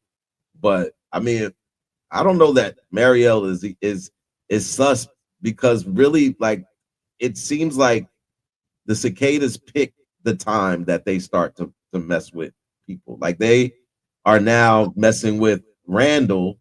And it comes and it goes. There's times when Randall's chill and there's nothing, and then all of a sudden the cicadas he starts hearing them, and then they go away. So it's all dependent on, I guess, timing. I mean, because a lot of things are changing in from town. So I mean, Marielle is cool right now. Yeah, she's just cool. She's over there chilling with her girlfriend. They having a good time. You know, she's nursing her back to health because she's still injured. So, I mean, everything is good and from town for them. They're happy. I'm wondering if Randall's ailments are location based. because we noticed that he started to see the cicadas as he got closer to the ruins. He sees them when he's on the bus or near the bus, and he sees them or hears them when he's in the clinic.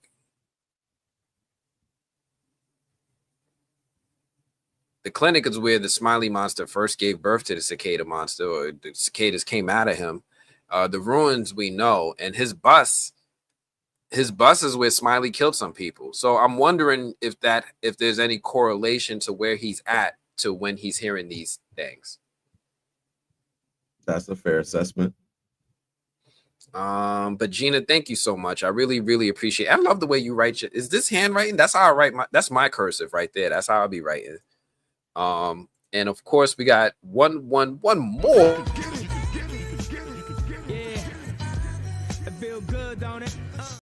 May Kent, thank you so much. I really, really appreciate you with your beautiful Beyonce looking avatar. Elizabeth, the actress who plays Donna, stated that the show timeline is weak since the Matthews family has come to town. It is. It's only been, I think it was like a 6-week time frame from when the Matthews arrived. So it shouldn't have been, a huge amount of time. A lot of stuff has gone down in that time. Like Ellis broke his arm and healed. He got stabbed and healed. Christy's the only one that's healing a little bit slower. But a lot of stuff has gone down in the little bit of time that they've been there. But you are absolutely right when we're pointing that out. It hasn't really been a very, very long time since this whole From Town has started. Man, this wasn't even one of my topics with Ellis and Boyd. Man, I missed like 140 comments. Oh man, I hope you guys are doing all right in there. Let me just skim through real quick, see if there's anybody that needs the band hammer. Who's still doing this? Is Donna the mole?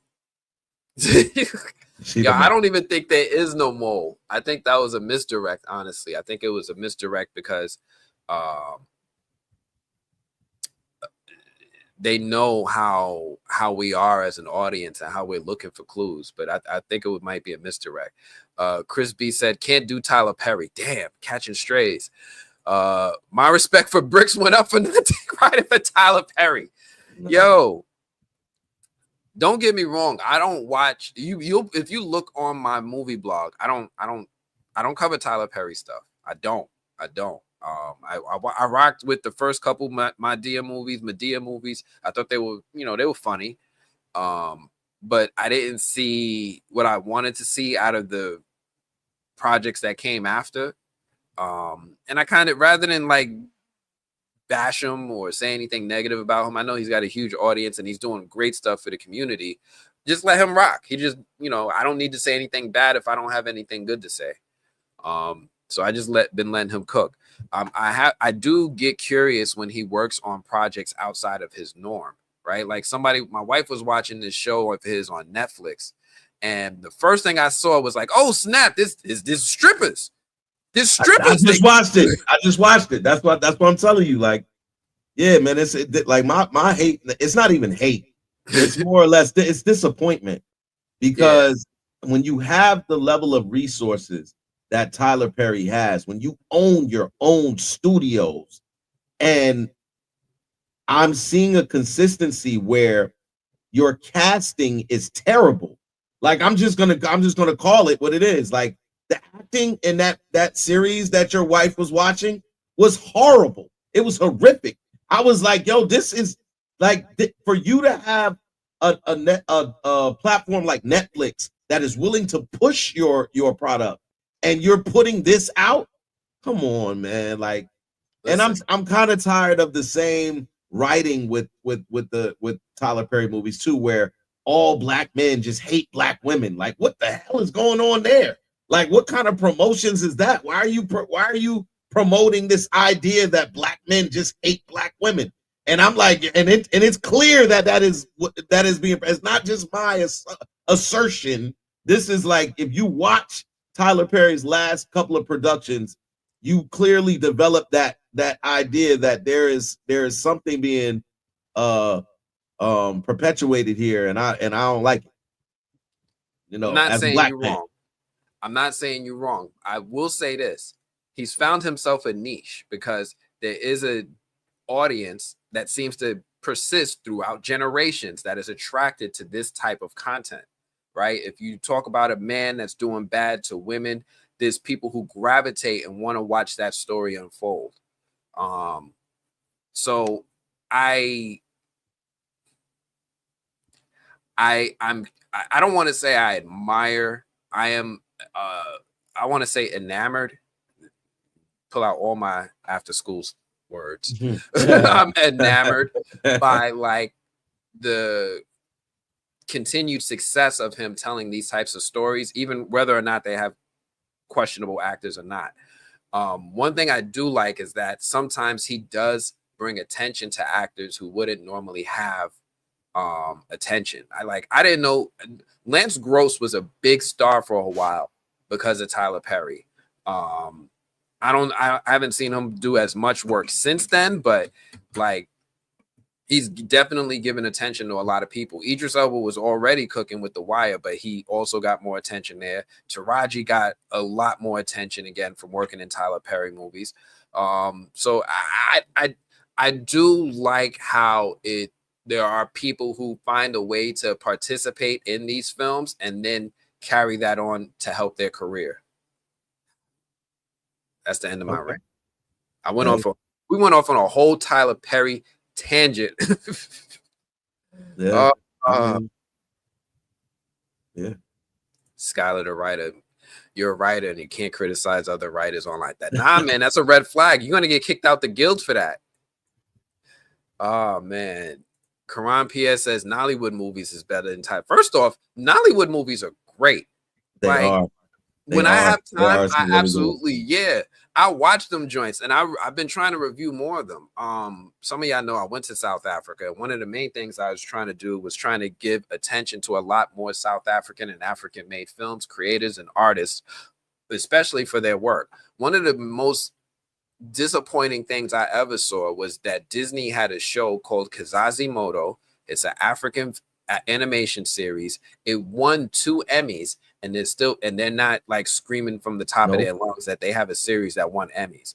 Any other thing that wins any type of award, you see posters, you see banners, you see campaigns. Look at how good we're doing.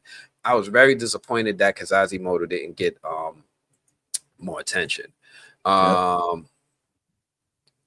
Let's see what else we see. Ebony says she want to see that Tyler Perry movie. Go ahead, right? This is black women doing things in the army.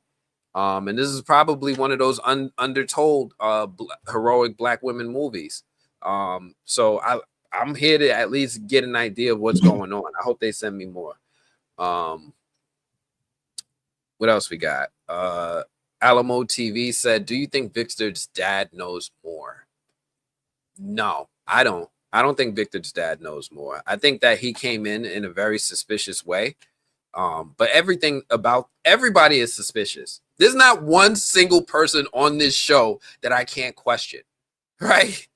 There's nobody above being questioned as to whether or not they're the mole, they're acting sus, they have an ulterior motives, or they're just too damn secretive. I don't think there's anybody on this show who doesn't have that aura around them, just based off of us being hypersensitive and hyper vigilant towards every character, every new character, and every action in this show. So I think Henry is in the clear right now until we see something that says otherwise. But for right now, I think he's good. I disagree. I think Victor's dad does know more. It's just not about From Town. And Victor's dad gave Jim some of the dopest advice I've ever seen on I had to step back for a minute and think about as a husband, make sure I'm in line with what he was saying. He was like, sometimes when your wife is talking, you just gotta shut the fuck up and listen. When he gave him that advice, and when he gave Jim the advice about how to deal with Tabitha and how to make their relationship better, and then in this episode he comes, he's like, yo, babe, hold on a second. Let me talk to you real quick. No. Just chill. Let me finish. I just want you to know I haven't been doing good.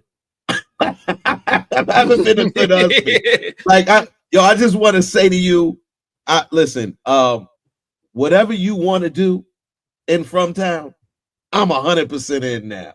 I won't question you. I won't do. Look. No, babe. Look, no, she was like, no, it's okay. He's like, no, it's not. It's not okay. I want you to know that I cherish you, and this is what it is. Yo, the advice that Victor's giving out, Victor's dad, my bad, Henry, is giving out is priceless in From Town if you're in a relationship.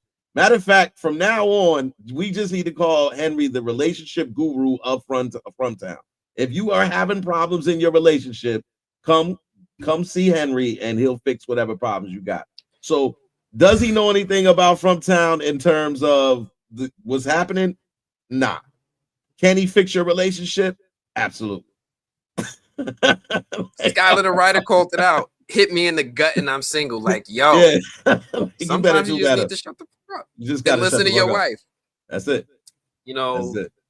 I've been there was I forget who said it. I forgot this dude's name. He was this dude I used to follow on Instagram.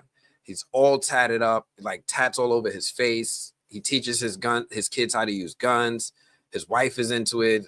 I forget his name. Some of y'all probably know who I'm talking about.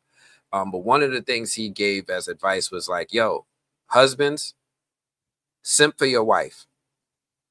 Simp for your wife. Like straight up. If this is your wife, simp for her. This is the one time it's okay. You could all the way. And I took that advice to heart. So yeah, I'm with y'all on that. Yeah. Let me see what some more of these comments have said before I move on to the next segment. You should look into the parallels between From and Dr. Mabuse. Comes up multiple times in the show. I saw that. I looked it up on the last live. We took a moment. We went through the Wikipedia page for Dr. Mabuse and his psychic powers and reincarnation and all that. I agree. One of the things that I think is happening is that the show is putting Easter eggs from things that are inspiration to the writers and the creators.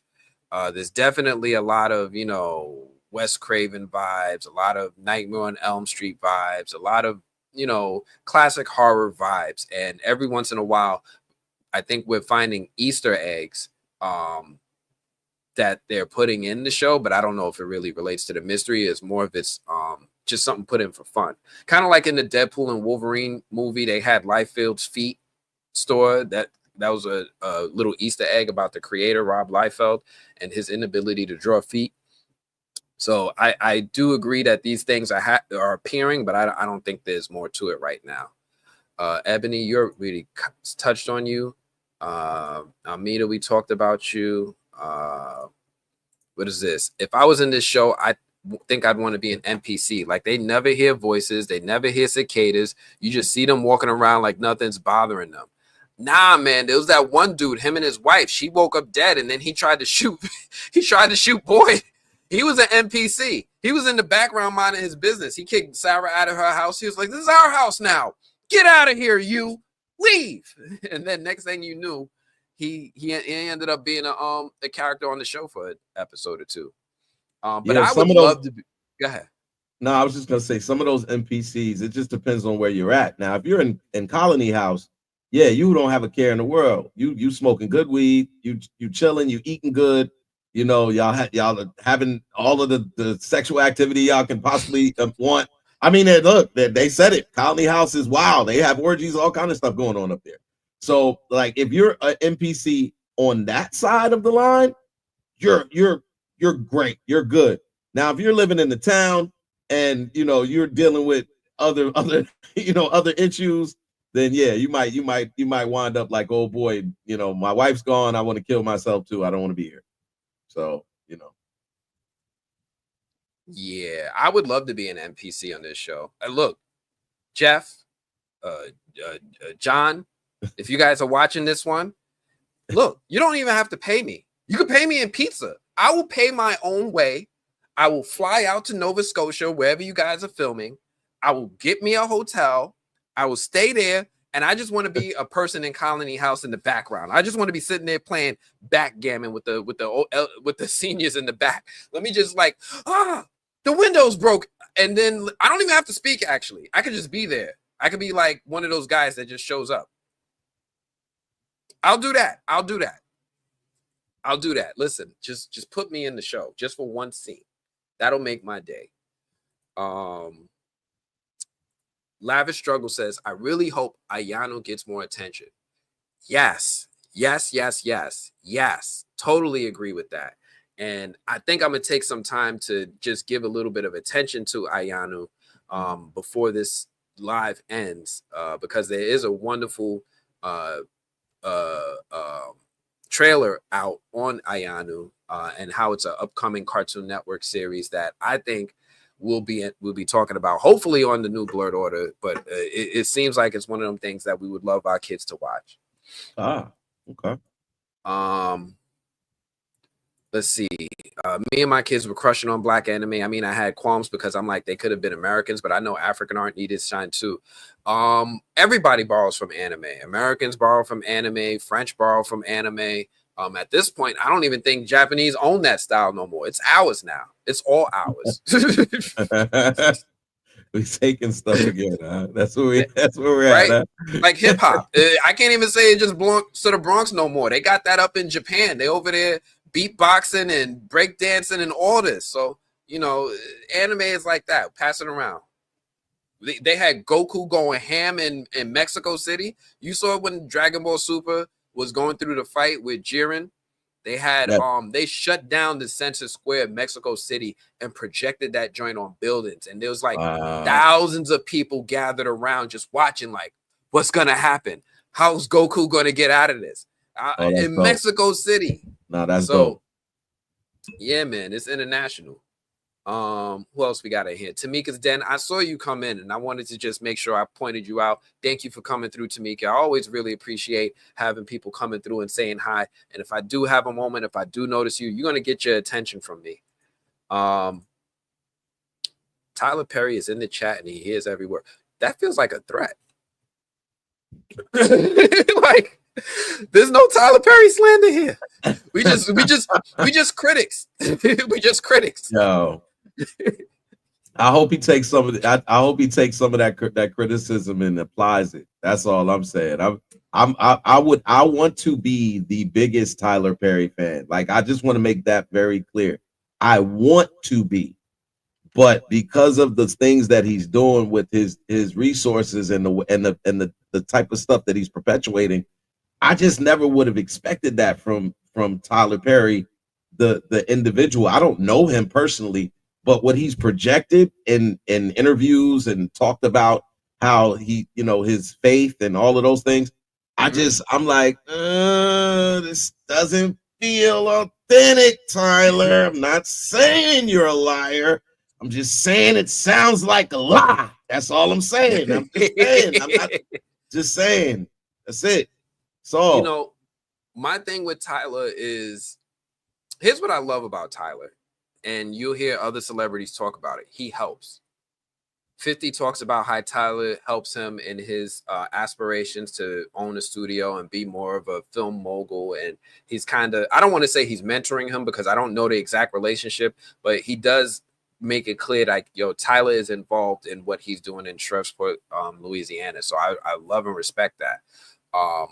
What I would love to see, and this is just me, this is my own personal opinion, is I love to see when we pull other people up, right? Like 50 is somebody who's successful. He's got his career. I see him pulling up actors. I'd love to see more directors come out of Tyler Perry Studios with differing voices and different opinions and creating more stuff. Because this is how we're going to get more of the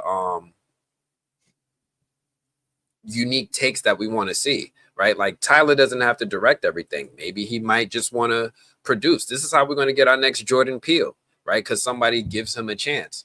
I know there's a ton of artists that are directors, actors, writers, producers in film school right now, making their homemade movies with their little iPhone and doing the best they can with their editing.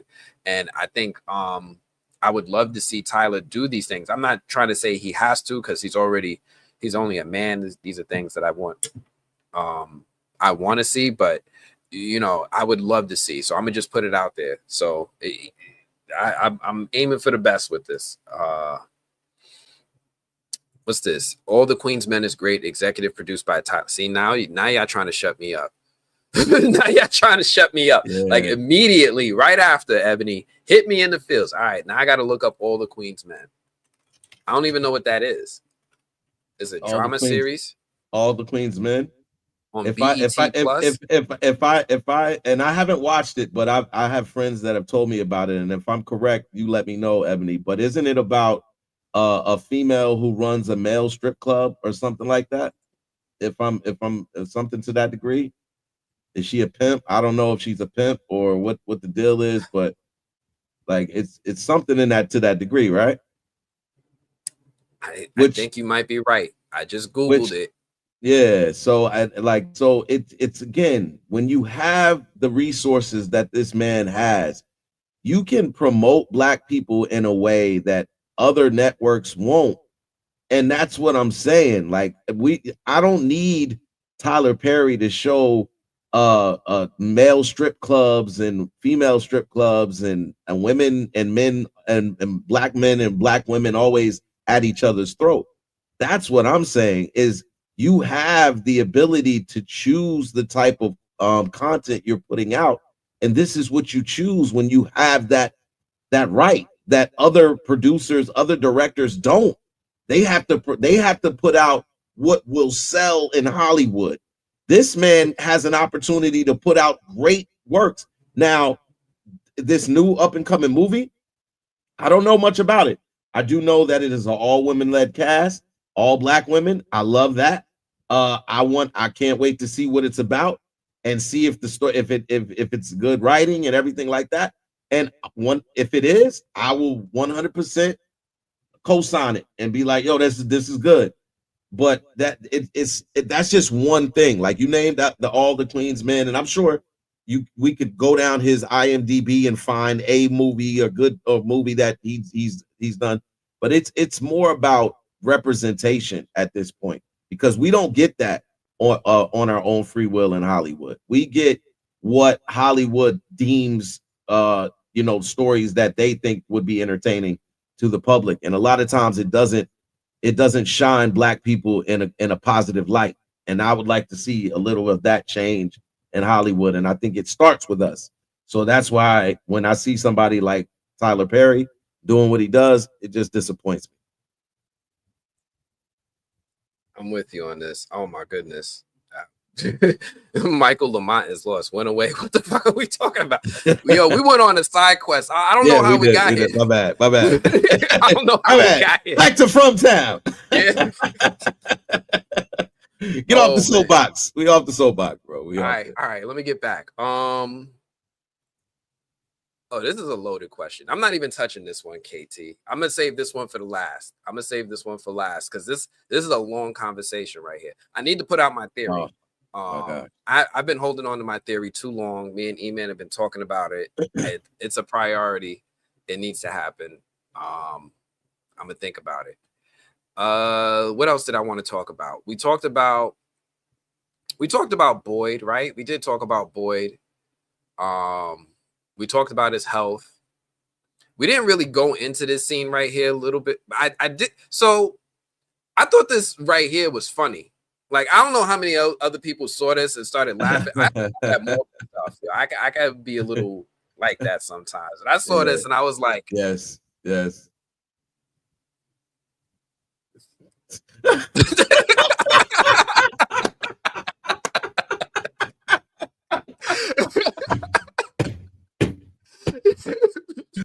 Oh my gosh, man. Oh man. Yo, my goodness. Man. Yo. Oh.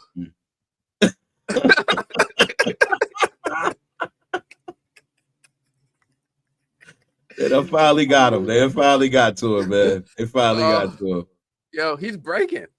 Yo. Boyd is breaking. Listen. Oh my goodness. Listen, Boyd has been itching to slap somebody. I said it a week ago, man. Like he's been, you can tell his energy has been right on the tipping scale of slapping somebody. And it apparently does not, it also includes the monsters. I mean, if they step up, they can get some too. That was crazy. He was like, "What'd you say?" Huh? He whipped his gun out like he was in the OK Corral, and they was about to have this was quick in the dead all over again. He's like, he had that liquid courage. Come on, boy. Yo, Come you on, know this man. boy don't drink the moonshine. He always drink that good stuff, that brown liquor. Yeah, man. He's got a bottle on the fucking desk right there as we talking about his, what he drinks. Yeah, he keeps a bottle lately. He hides man. it. That's the only bottle in town. Father Kotri left it. Wow. How long has that bottle been there, bro? Like how long? Bro. How aged is that liquor, bro? Like, is that like a 10-year-old bottle? Because first of all, how did that bottle get there? Did they bring the bottle of liquor in, or was it already there? Like, now I have questions. I want to say he brought it because he buried it with like the candy bar in his bloody suit. So I want to say that was one of the things he brought. Like he drank and went and he beat up some dude's dad for being abusive, some kid's dad for being abusive. He went too hard, started driving, and then he saw the tree in the road and ended up in From Town. Oh man. Oh, here we go again.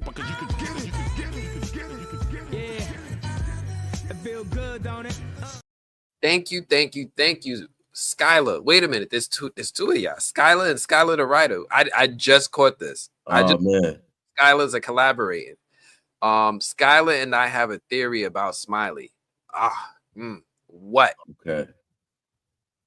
What? What is the theory? Right now, I gotta look for it. Got to scroll back. Wait, hold on. Wait. Okay, first. Hey, I want to let y'all know. Hey, I want to let y'all know. But try to find it. Please scroll back to Skylar's theory on Smiley. I missed it. I saw this. And I was like, man, I'm gonna save this for later. This is Tyler Perry in himself is his own segment. I'm gonna save this one for later. It is. Let's see. That man helps other people at his level, but talk to no-name actors. Wait, here we go. Hold on. Hold on. Too much, yes. It's too much Tyler Perry. Yeah. Let me try one more time. I'm gonna give it the old college try. Open the can of worms. Oh, all right. It was the other Skylar. All right. The movie blog. He said, "Oh snap, movie blog. Peep that Skylar said about Smiley." Oh, wait a minute.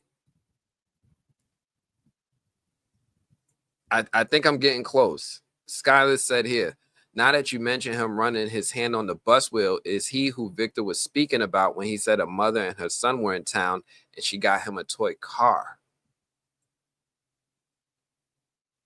I think this is the one. This is it, right? I think this is it.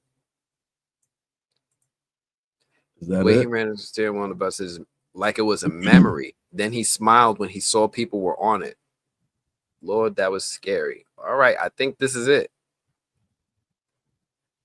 So the theory is maybe Smiley was the person when Victor was telling the story about I forget her name, I don't know. I'm gonna just say Mrs. Friedman or something. Like Mrs. Friedman, she had the box. He kept a box car in his room, and he was telling the story to his dad about how there was a kid who had cancer, and she bought him this thing to kind of like cheer him up.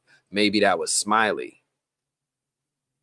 So I've seen this theory for a while. Like, what if the monsters are the people's the residents' loved ones that passed away, reincarnated? Reincarnated? Yeah.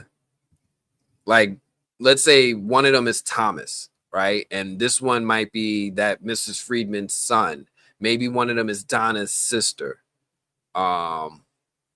Which I kind of like.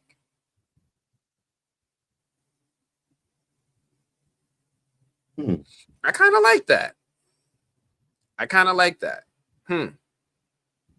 So the only thing is that we wouldn't be able to prove it unless he says it. Man, that's a tough one. That's a tough one. I love these theories, but my mind immediately starts to figure out if there's a way to support it or poke holes at it. So I'm definitely going to give this some more thought, and let me come back to that in a little bit. I know I'm way behind in comments and moving on in segments. Please, I hope that was the one that y'all were looking at. Yeah. Oh, that was it. That was it. Okay, that was it. Y'all did it. Y'all did it. Y'all caught my attention. Thank you so much for pointing that out. I would have it definitely took a little effort to find that comment. So thank you so much. Teamwork makes the dream work. Yeah. My thing was that, and I still don't know how I feel about it. I think I put it out there once, and I didn't really want to emphasize it because I didn't have any evidence. But I was saying, what if the monsters are the Nkui kids?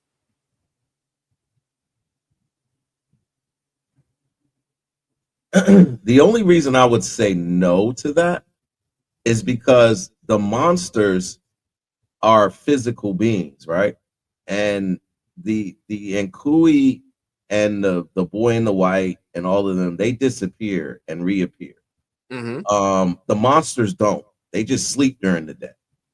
So that's why I think the Nkui kids are differ from the actual monsters.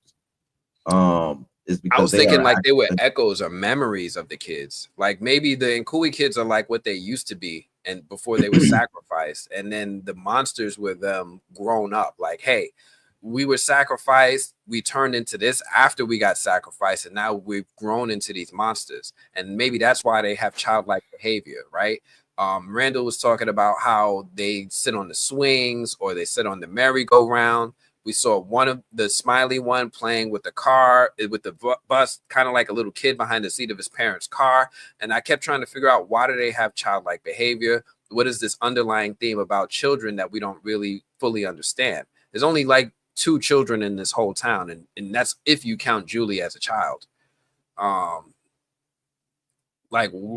What's going on that this town doesn't really bring children here, and what is going on with this underlying theme of children that's like not emphasized.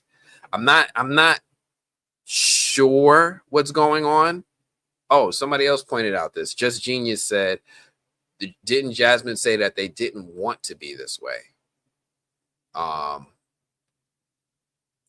So I was just, I don't know. Again, I don't have enough to really support that theory. That's why I don't emphasize it a lot. I don't put it out there a lot. I need more evidence. But it is something I haven't been able to disprove or prove yet.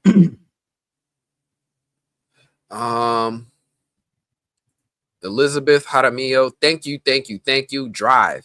Look, you good. We appreciate you commenting. Drive. Get to where you're going safely. Trust me, I'm gonna keep an eye out for you throughout the live. I got like a little bit more time to go before I let you all go for the night. But drive and get to where you're going safely. I really appreciate you. Anthony, am I the only one here that feels like we may get like 3, 4, 5 more seasons of From and still not know what the hell's going on? Like this is like I just feel like even when they drop like these like bombshells and all of that kind of stuff, we still are like all kind of trying to reaching for straws, like trying to grasp what's happening. Oh guys, there it is. There it is. So I mean it like, because it just I'm like, I watched this whole episode and I still am like lost. I'm like, all right, so yeah, we know this, we know that. What does that mean? Like, what's the trap door in there with? What is that trap door that Fatima tried to lift up and couldn't lift up? You know, why is there a steel heavy metal door in, you know, under in the bomb shelter? Like they already had the bomb. I guess it's got to be a bomb shelter, right?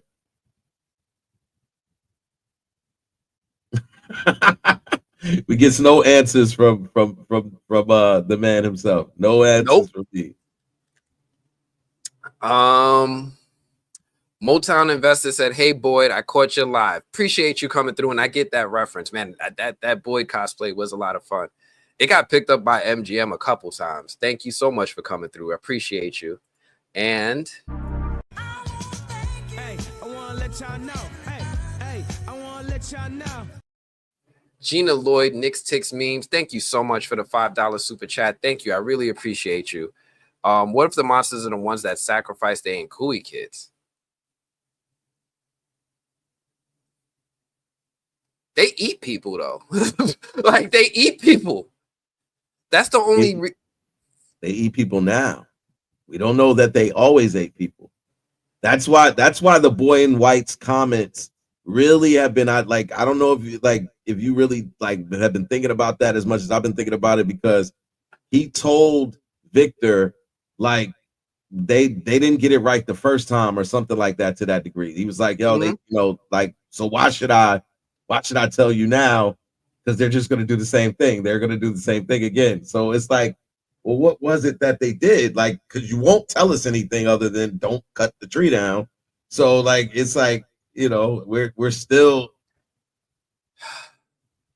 I'm curious about this, because the boy in white, to me, he was like, yo, I've been trying to work with Christopher to try to get him to go in the tree. He didn't want to go in the tree.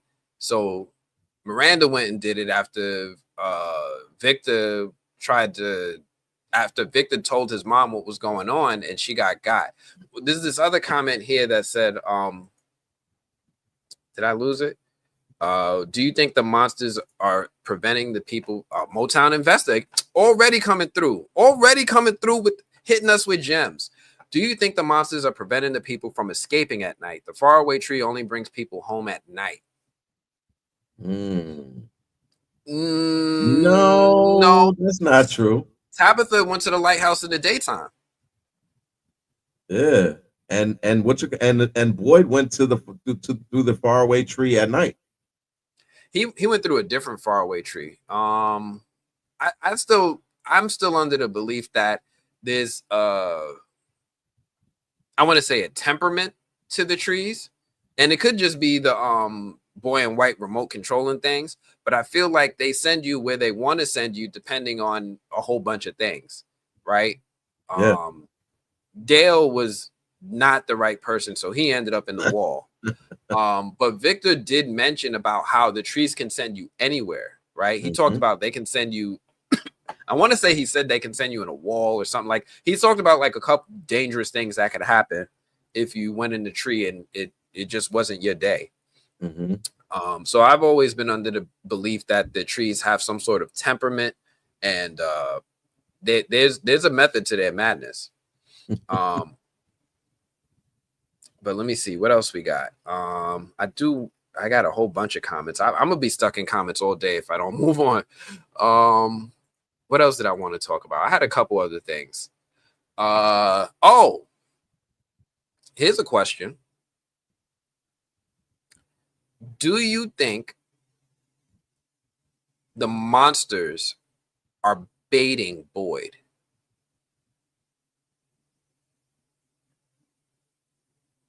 Baiting him to do what exactly? So I've been thinking about the end of season 2. And everything in my TV brain says the heroes won the day, right? We had the violin music, the crescendos. Everybody woke up. We're back. Oh, I love you, Julie. You're awake. Your eyes aren't white anymore. Everybody. But when you think about it, this beef ain't over. They're still going through problems from the possession of the cicada creature. And one of the main things that I've been thinking about was what I keep thinking about these ghosts. So I know I put out a video or a quick little segment before about whether or not Father Khatri is trying to help Boyd, right? Like, sometimes I'm like, yeah, but sometimes he says it in a jerky way. It doesn't always feel like help. But then I started to go back and I started to think about the time that Abby appeared to him. And she started saying stuff that I was like, but is she wrong? Like, I went back and I started watching season 2, episode 10 again. And I'm gonna pull it up for a second. If you guys got time, I know it's a long live stream, but if you guys got time, I'm gonna pull it up for a second, and I want to listen to some of the speech that she said in that episode. And it really made me think twice about things. Now, I know that I've seen some stuff, and none of this is a spoiler, but think about it. You know what I mean? Just think about it. So let me pull it up.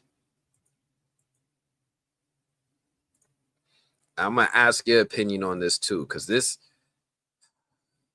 had me thinking. Oh, come on, don't do this. Stop screen, present, share screen. Oops, present. All right, I'm tired of that. There we go. Tab. You guys should be able to hear this. I don't know how much I'm gonna be able to play before I get a copyright strike. So, yeah, remember this? Yeah. Right. We had this. I'm gonna fast forward a bit, and then Abby appeared when the ballerina music box was there, and she started talking some stuff. And at first I was like, oh, she's evil, she's lying, can't really listen to what she's saying. But then I started listening to it again with a different set of ears, and I was like, wait a minute. Boy, please, destroying that box isn't going to end their suffering. You'll only prolong it. No. People in this town will suffer in ways you can't even imagine. People in this town will suffer in ways that you can't even imagine. That stood out to me, because she's not laughing, right? She's not like the other entities talking smack, like, oh, you're messing up, you'll never save them. She's like, yo, this is a warning. Let me keep going. I'm gonna die screaming.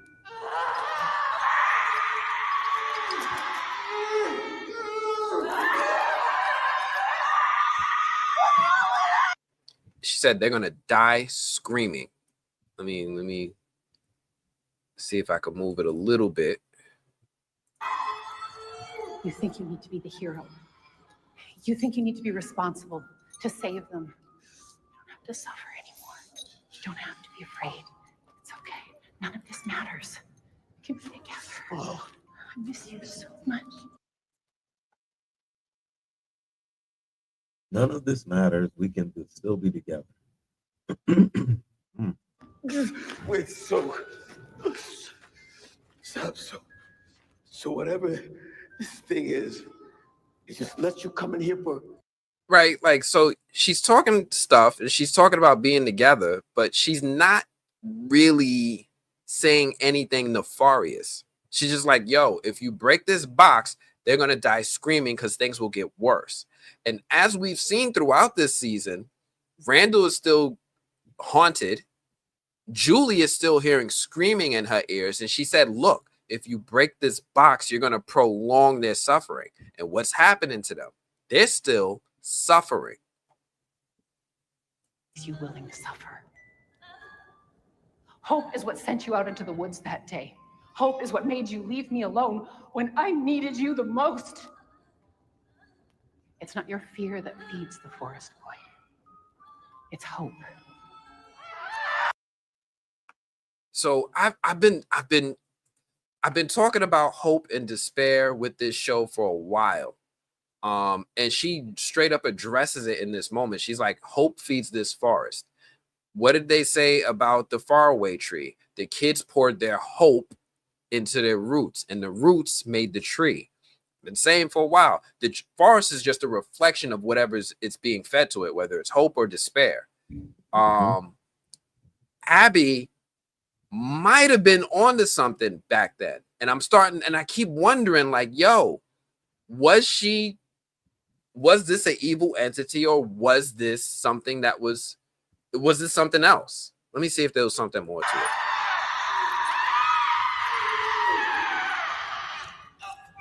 besides all this screaming.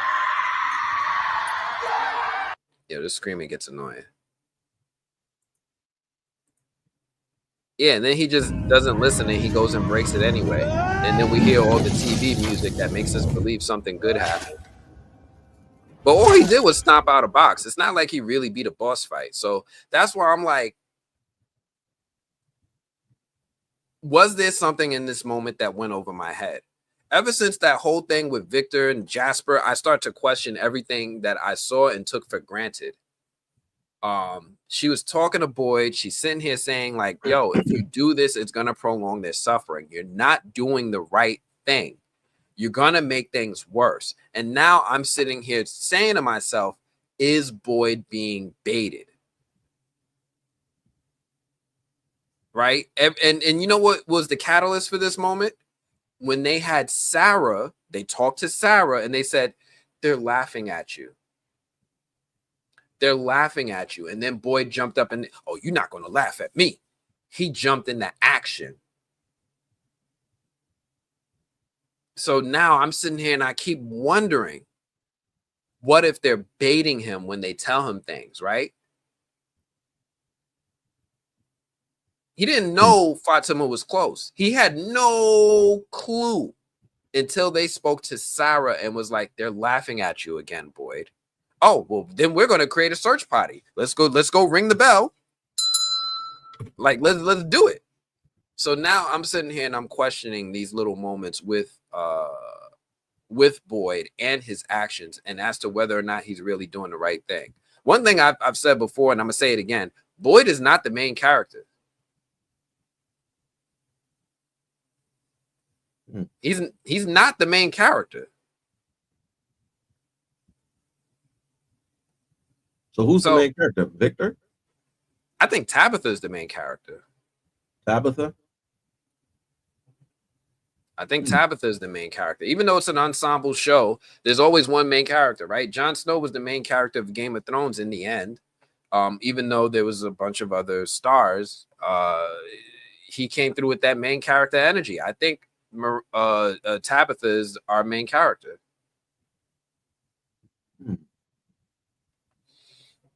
Yo, so that's an interesting theory because there are opposing entities in this from town.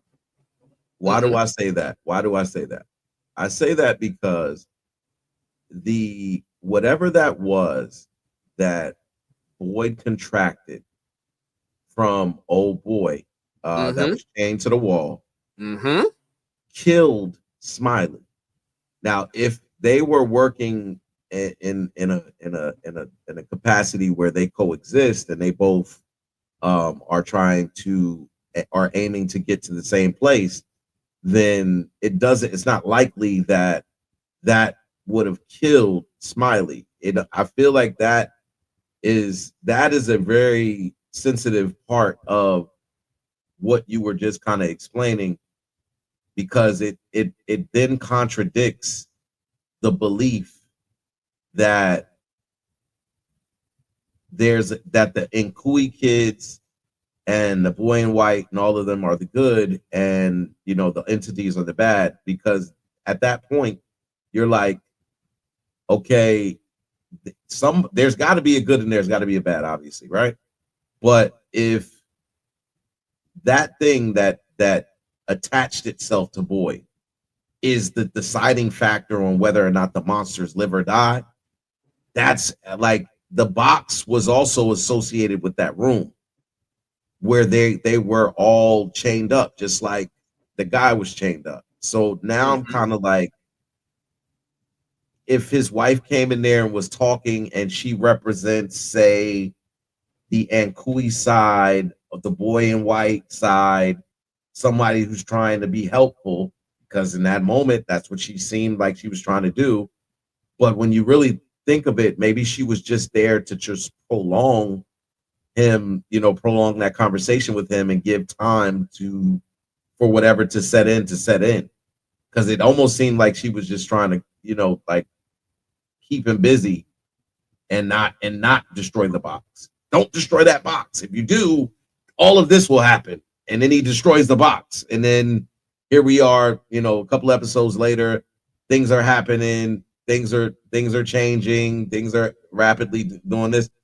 I'm just like, wow, man, like, well, who, you know, this is one of those things, man. I'm really, like I said, we could be in season 5 and still not know what the hell is really going on. We could be like, oh yeah, we think this was happening, and they totally like Let me give misdirect you us some in food another for way. thought.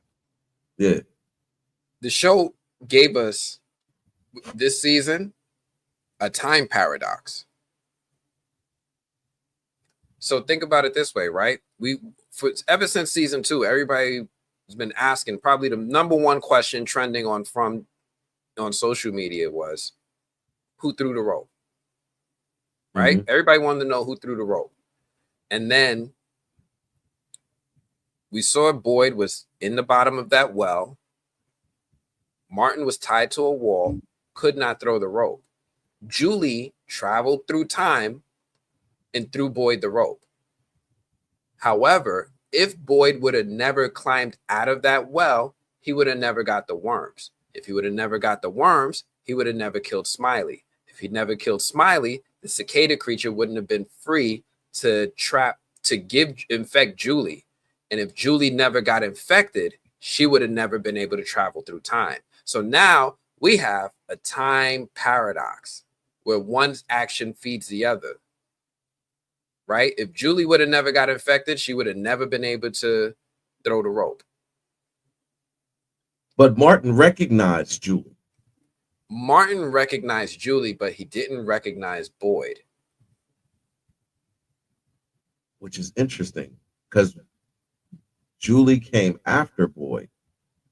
So how would Martin recognize Julie if Julie came after Boyd and not unless Martin, he came with Julie?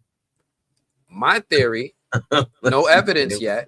My theory is Martin is from the future. Martin is from the future. Martin is from the future in a time where he meets Julie, travels through time and gets trapped in that cavern. And that would be why he recognizes Julie. He's a Marine. He's got all the right stuff, but maybe he's from a time when Boyd is no longer around.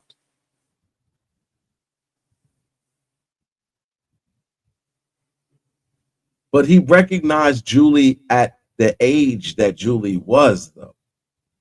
You know what I'm saying? Like Julie, maybe she ain't gonna look that much different when she's 30. That much different. Yeah, you see my 16-year-old picture. I look like me, right? I look like me. Didn't have hair on my face. No hair. So some people are calling it out. I think Martin did know who Boyd was because he mentioned Abby. Unless he heard about Abby, right? He might have heard about Abby. Same way people who didn't meet Abby and from like the Matthews family heard about Abby, but they never met her, but they know about her, right?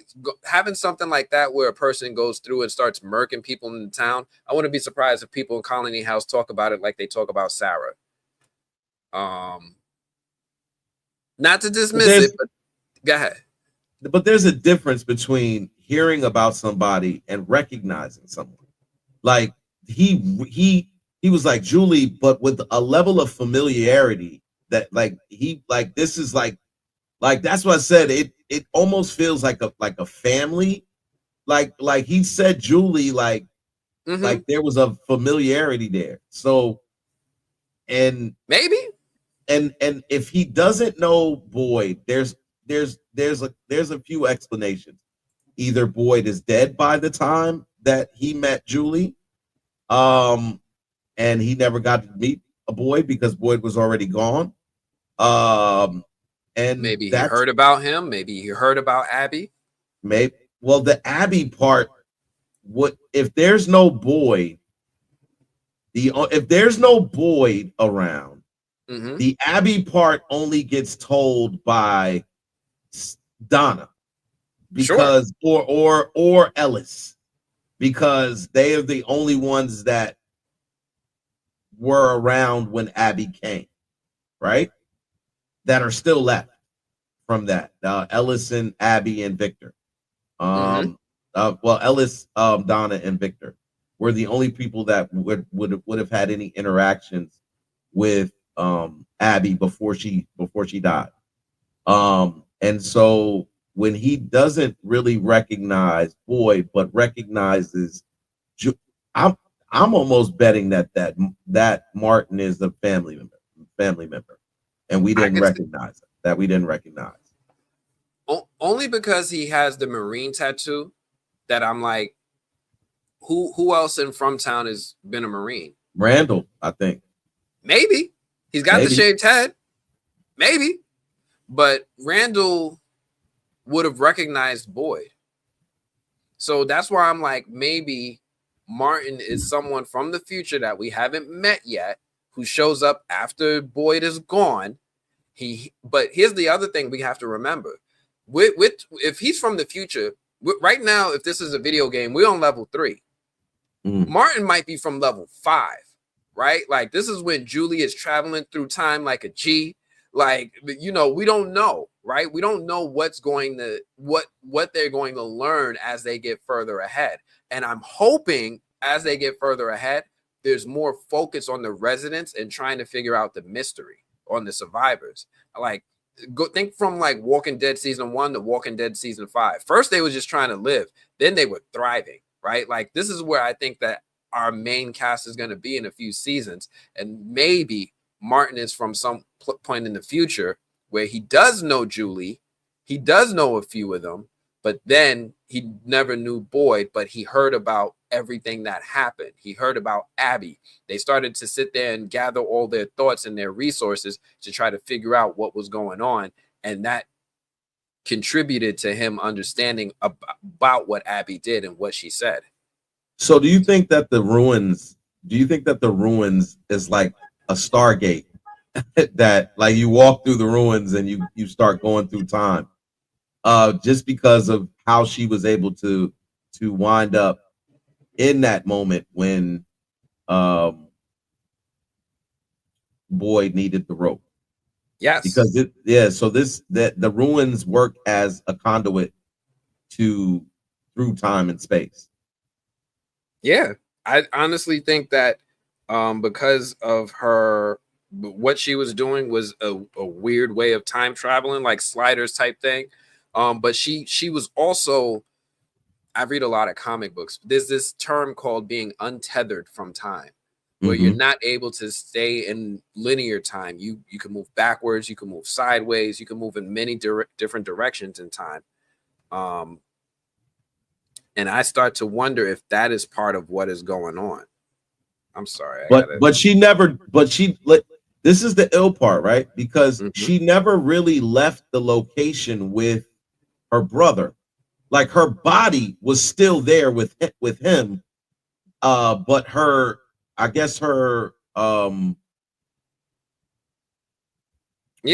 but that's what happened to her before, right? When she became possessed by the cicada creature, she was screaming in her bed, but Boyd saw her in the cave screaming. Yeah, right. Which would have been the ruins, where the ruins were, because that was the entry point where he got out of the ruins when he destroyed the box the first time. Or he didn't destroy the box the first time, did he? When he was with Martin. He destroyed the box. He didn't destroy it when he was with Martin. He destroyed it when he went back and Abby was there. He took it, right? Yeah. No, did he take it? I don't know. I don't even know if he took the music box. I know he took the torch, but my man, I think he only took the torch and he was holding his arm because Martin scratched him. Okay. Hold on. Here we go. Hey, I want to let y'all know. Hey, I want to let y'all know.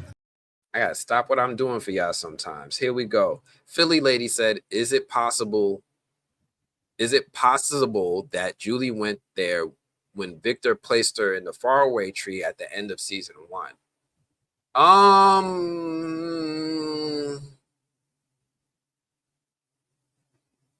want to say she was dressed differently. Back in season 1, she had this thing where she would wear like I don't want to call it a mini skirt. She was wearing a skirt and she had some high socks that was almost up to her knees. She was dressed a little bit differently.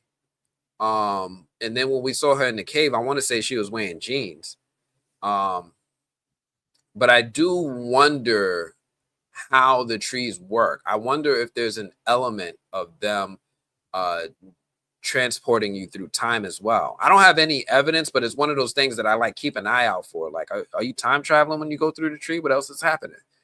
Because we know one tree took Tabitha to the lighthouse, but when Boyd was near the lighthouse and he went into a tree, it took him to the cave. So I'm like, what is going on with these trees? I just need a little bit more evidence. I want to say no, only because we immediately saw her go through the tree and come out in the root cellar. But not to say that she couldn't have gone on a side quest in between those moments, but I just don't see anything to support that yet. But that's a really good question, Philly lady, and you got me thinking about this. How exactly the trees work again? Oh, another.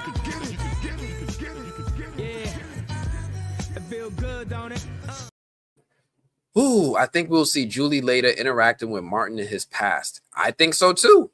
I think she's going to meet a young Martin and maybe even fall in love with him. And that might be her boo thing that got trapped and grew old there. But I'm going way deep into my theories now, or my wishful thinking. I don't have any evidence to support these things yet, but it's like, why else would he recognize her and say her name like that? Like, he looked at her like, oh, girl. Like he knew her. Yeah, like I ain't seen you in a while. Julie? He's like, Julie? Yeah. Come here. Like, throw Boyd the rope and leave. It ain't safe. Yeah, you got to get out of here. Yeah. Oh, man. Man, all right. Let me see what else I want to talk about. I feel like I went on another nice little rabbit hole right here. And none of this stuff is in my notes about what to talk about in this episode. But it's good. I like this organic conversation. I think I'm gonna do one little quick side quest real quick since we went on this one. There's people who are still asking if Martin is the priest. And I know I've addressed this before. I'll take a few moments to address it again. So let's just go on over here. I posted this a while back.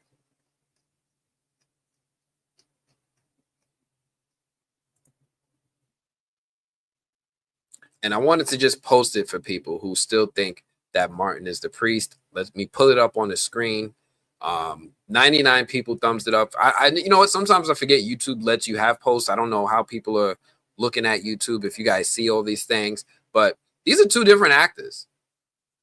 They're two completely different actors. And I know we've done this before, right? Where we talk about, even though they're different actors, it's the same person. Miranda, Tabitha is Eloise, but these are two different actors. So I just wanted to put this out there. I'm not going to sit here and be the one to squash anybody's theory because, again, this is so they can just be like, actually, it wasn't. It was Victor's bad memory. They can change whatever they want anytime they want. But as of right now, this is Robert Villac and this is David Tompa. These are two different actors. So just put this out there for anybody who needs to hear this. Hey, I'll even zoom in for y'all just so y'all can look at it up close.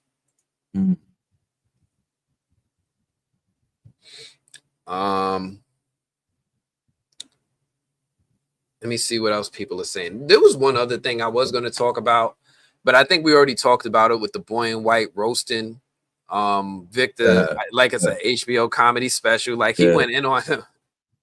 But that's it. I'm curious what everyone's theories are from this episode going into episode 10. Obviously, a lot of things I'm not going to comment on, but some things I can engage with. So I'm curious what everyone's theories are going into this. Like, do you all think that Tabitha is the key to this all with her Jean Grey powers? What do y'all think is under the secret door in the root cellar?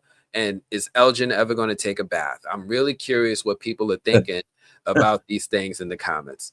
Let me see what y'all saying. What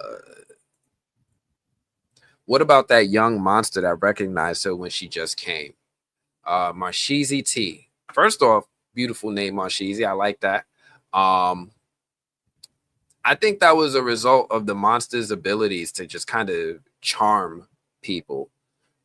We also saw that before Julie came with the little girl, Frank's daughter. I forget her name.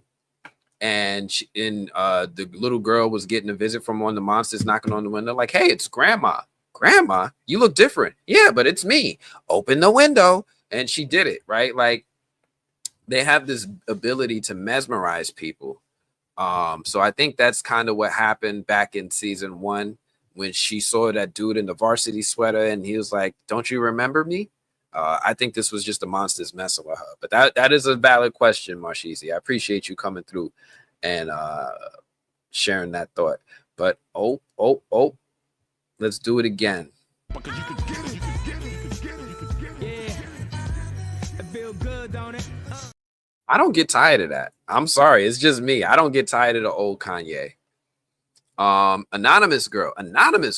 Okay, anonymous girl. I think Martin's from the past since they're implying the Matthews family is from an old reincarnation. Maybe Boyd is not the old cycle at all, which is why Martin doesn't know Boyd's name. The thing is that the people with the old cycle all had different names, right? If we go by that logic, everybody had different names. We got Christopher, we got Miranda, we got Henry, and then and the other thing that's a big issue for me with the reincarnation theory is that if that's true, we have Henry and Jim alive at the same time, right? I remember that is a big issue for me. I think I said it before, like in order for Jim to step into his final form, Henry might gotta go. So I've been thinking about this one for a while. Anonymous girl. The main thing is that, to me anyway, we really need to learn more about the last time we had 2 cars, because it feels like, and a lot of people are making this assumption, is that the 2-car thing is the beginning of another cycle on this show. So I'm really curious about what is going on with the 2-car thing and if that has any implication. What do you got any thoughts on this one? If Martin or Boyd, this whole comment. It's really hard to say, just because of, like, again, the Matthews family came after Boyd, and based on timeline, supposedly they've only been there 6 weeks, or more, but somewhere around that amount of time is how long the Matthews family has been in Frumtown. So whoever this individual was who encountered Julie, like, he spoke to her, and I pick up on body language very well. But he spoke to her like, he didn't just know her. Like, he knew her well. Like, Julie, like I haven't seen you in forever. Like, could be like a family member type of relationship, could be a love interest. We don't know. It could be, I don't know. And I would have went with the Randall theme, but Randall does, of course, know who Boyd is. So this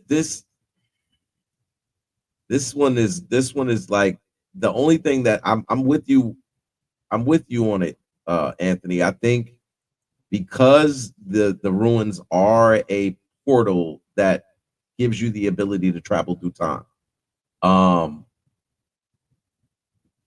I do think maybe she did go back, or does go back, and we see this next season sometime, where she goes and she does meet somebody, because this individual, whoever he is not someone that we think he is. Like, we know he's not Randall. We know he's not Ethan. We know that because they both know who Boyd is. So everybody in the town knows who Boyd is. So the only way you don't know who Boyd is if Boyd isn't there when you arrive.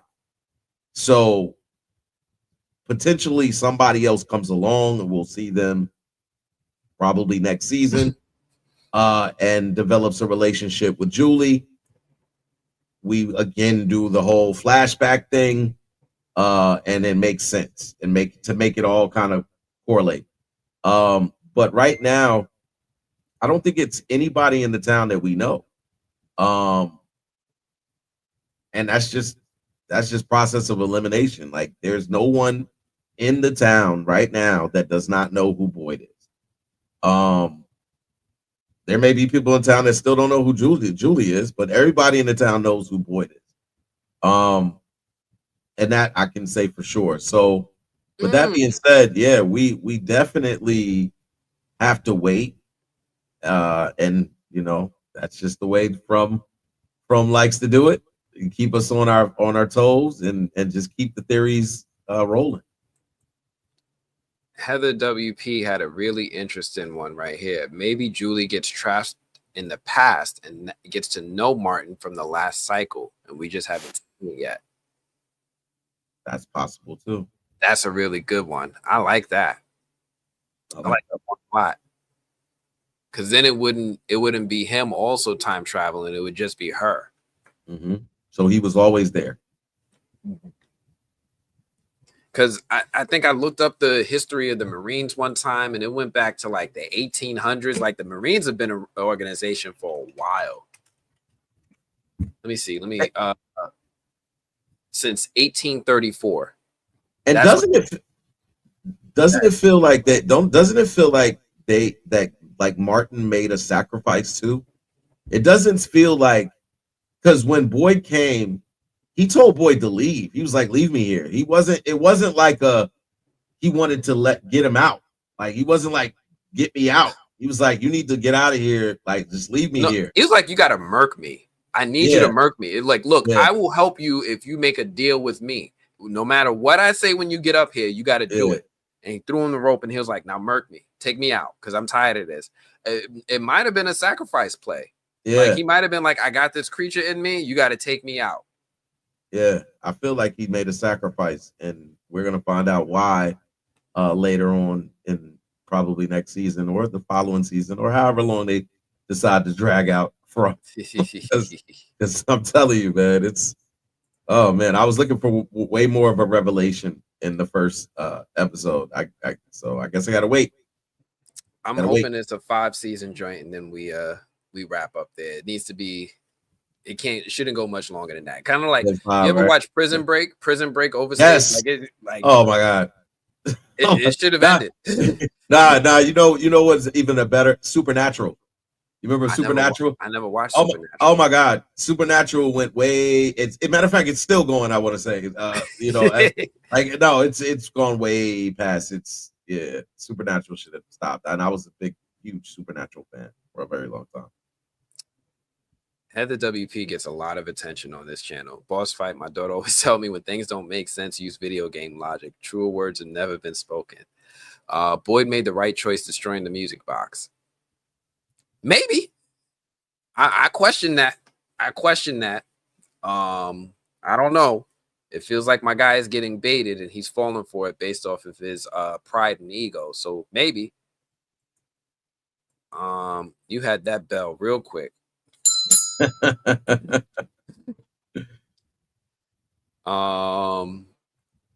Matthew family, because we followed them in the story. Okay, that's because that was asking who was the main characters. It's definitely the Matthew family. Who else we got? Black Arts. It does kind of make sense because the boy and white said they were right in that they made this place angry. So Hope possibly does feed the place. Hell, I don't know. I think Hope feeds the forest, but what happens once the forest is fed is up to anyone. It could be used by the evil entity or the good entity. But I do agree Hope feeds the forest. It's just what do you do once you have hope? And I feel like eventually what we're seeing will be revealed to be a metaphor for that within the characters, because every once in a while they get hopeful and then something bad happens and they lose hope. I can't shake this stupid thing I saw from the creator when he was talking about how this show isn't about the mystery, it's about the characters.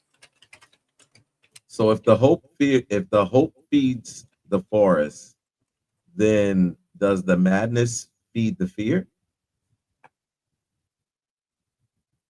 Or does the fear feed the madness? Because The it despair feels feed the dark entity. it feels like they're feeding the fear. The fear is feeding off of driving you crazy. Like in essence, the cicada bugs, what are they doing to Randall? Yeah. They're driving him crazy. What are the monsters doing to Boyd? Driving him crazy. I mean, he's literally out here. What did you say? I'm gonna shoot you through the glass when I know it's not gonna do anything to you. Yeah, he's not working on a full deck right now. And it's just, so it's one of those things, man. But hey, I got to get up out of here, man. I just want to say I really appreciate you having me on again. I enjoyed myself.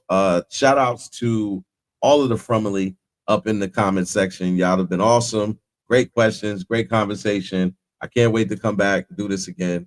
And I'll see you on Saturday. See you on Saturday. We want to talk more about From Then too. For all of you who like to get up with us on Saturday, 10 a.m. Eastern, New Blurred Order. I'm gonna try to make sure I go live on this channel as well. But if you're not, go look us up on YouTube, on where we at, Discord, Twitter, Twitch, New Blurred Order. We on everything. We out there. We trying to make it, but we out here. All right, man. Thank you so much. I appreciate you coming through, man. Anytime. Y'all have a great rest of the night. Thank you. All right. Great. So let me see what else we got going on. We got I think Boyd is being baited / stalled. Got you. I think Boyd is being baited / stalled. It feels as though Boyd has turned down a path, so many potential answers that each time is start from square one. I feel like he's being baited as well. I definitely do. Man, this is an older comment. Let me try to power through some of these. All right, we talked about this one. Let me work from the bottom up. How about that? I'm too obsessed with From, went too deep down the rabbit hole. Can't wait for the finale. Thanks for all you do, fam. Thank you. Thank you for Pete Diddler. You know what?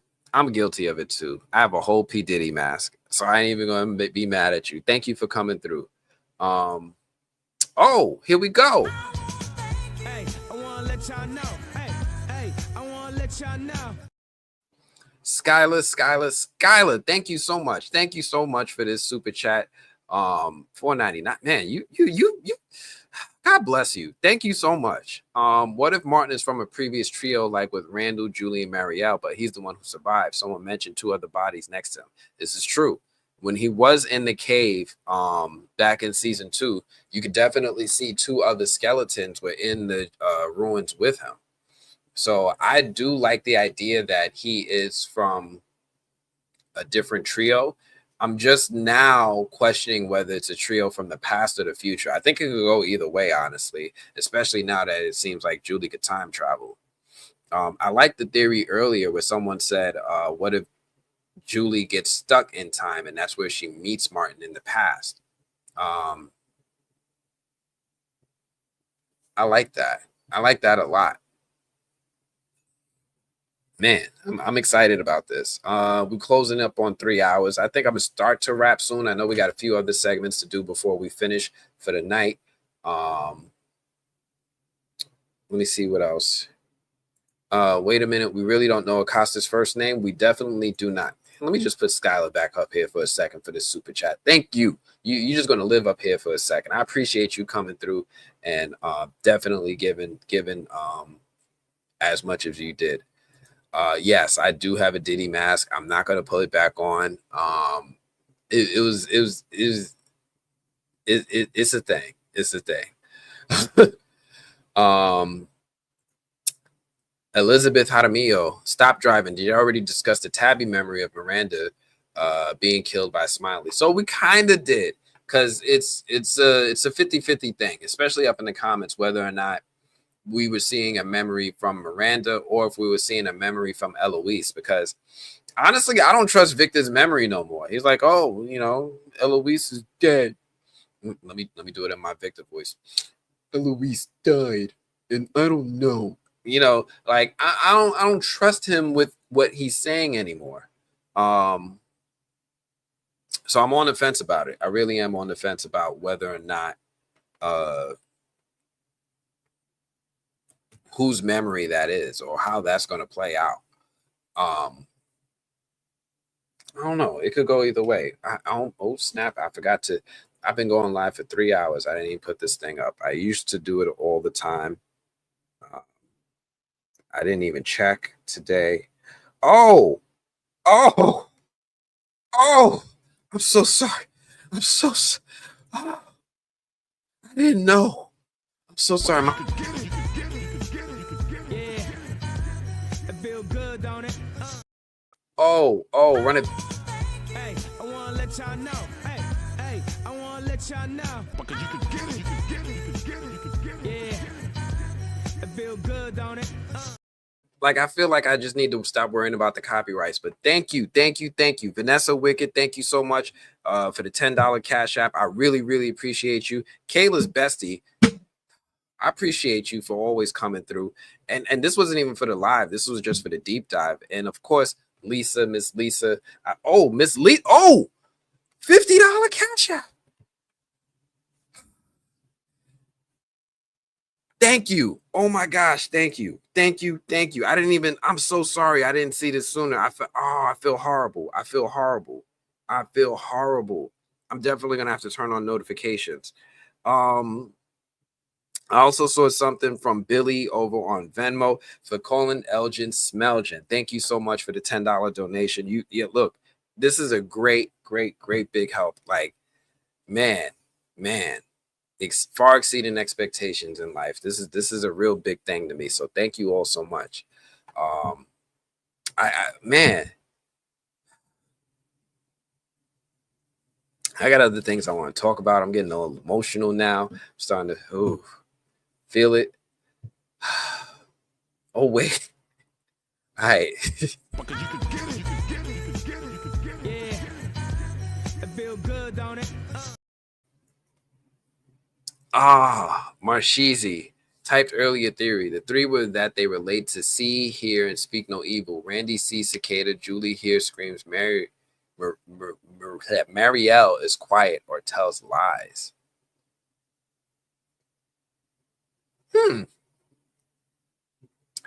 I can see that. Because Randall is hearing and seeing the cicadas. Okay, let me process this, because I get a little. I need a lot of evidence when we start pulling at things from outside the show to put it into the show and help it make sense. So I'm trying to process this one.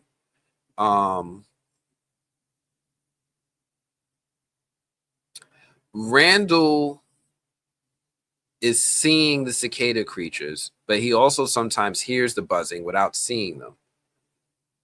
Julie doesn't see nothing, but she hears screaming nonstop. And then Mariella is lying. There's definitely something with three, right? They touch, they break, they steal. They always come for three until you stop the melody, something like that. They touch, they break, they steal.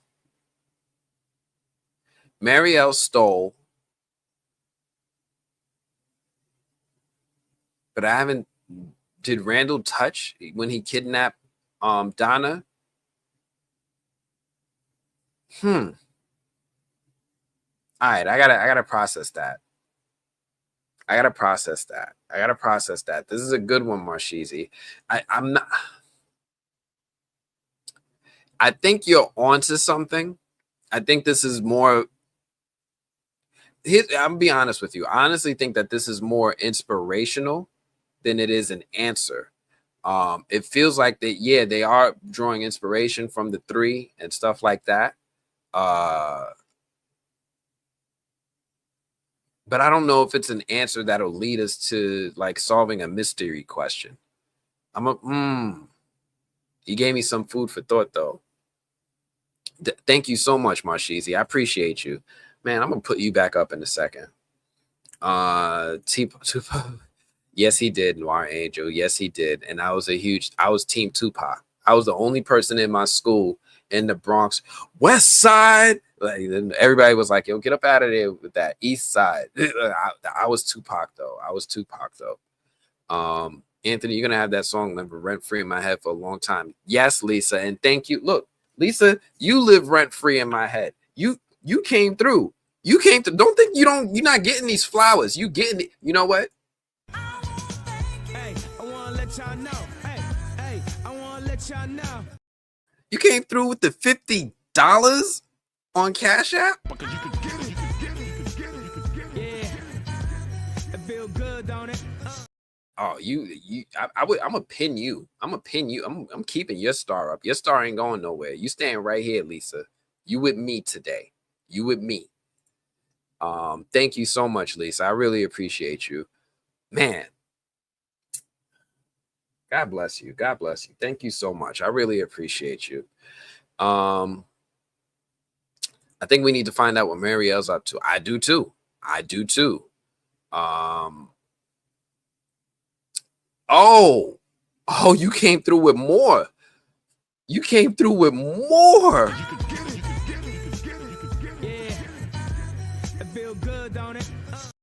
I mean, more clues, not more money, but that too. But thank you. Marielle said the chick was stable after the bullet, and immediately she spit up and died. Then the pregnancy at the time was false. She is lying. So here's the thing. I also chalked it up a little bit to Marielle just not being that great of a doctor because she's a pediatric nurse as opposed to Christy, who was full on med school. Not to take away anything from our nurses, because I know when my kids were born, the nurses did 95% of the work and the doctors showed up for the last minute to take all the credit. Push! That was their only role. The nurses were doing their thing in that hospital. I chalked it up to her at the time just being not as skilled of a healer as Christy when she tried to save man, why I can't remember her name. The girl who got who was hit with the bullet. But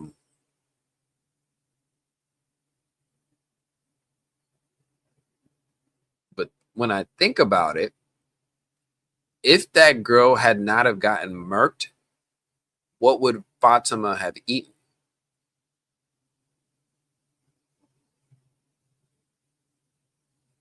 You making sense. Marshizi. You making sense. Because I'm like, she could have been lying and she could have been helping the dark entity to feed Fatima in that moment. But she also tried to have Fatima eat regular food more than once. And Fatima just ended up eating garbage. I don't know. I'm curious about this one, though. You gave me food for thought again. She lied about the price. So the one thing I haven't, and I'll admit it to you, I haven't done my due diligence, was whether or not Fatima actually took a pregnancy test. I know that Chrissy said they have a pregnancy test, but then some people were saying that, but did we actually see Fatima take the pregnancy test? And that, I haven't done my due diligence to go back and comb through the episode yet. I know I will, because I'm going to be talking about this show for some time, even after the series season finale. But I haven't done it yet. So I'm gonna give this some thought. Because I will admit, the fact that Marielle isn't showing symptoms bothers me. It really, really does. And it makes me wonder if it's almost like one of those invisible symptoms, like with Elgen. Like, he's definitely charmed by this kimono woman, but it's not obvious. It's not like his eyes change color or something. So I'm curious about that as well. But thank you so much. I really appreciate you. Oh, wait, we gotta hold on.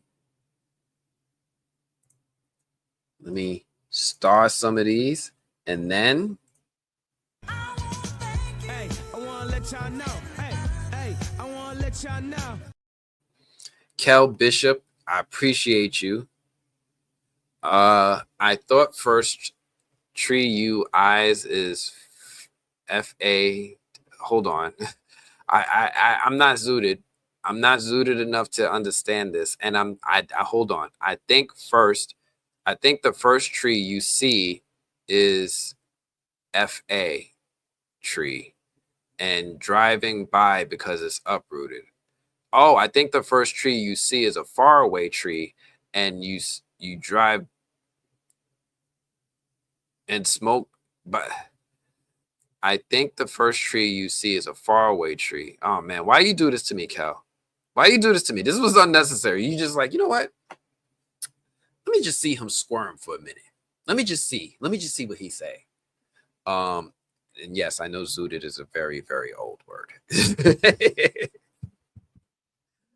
Oh man. I thought about whether or not the tree you see is a faraway tree as well. But one thing that was kind of interesting to me is when we saw Tabitha come back to From Town, the tree that was in the road didn't seem it was big enough or wide enough to be a faraway tree. It looked like it was a thinner tree.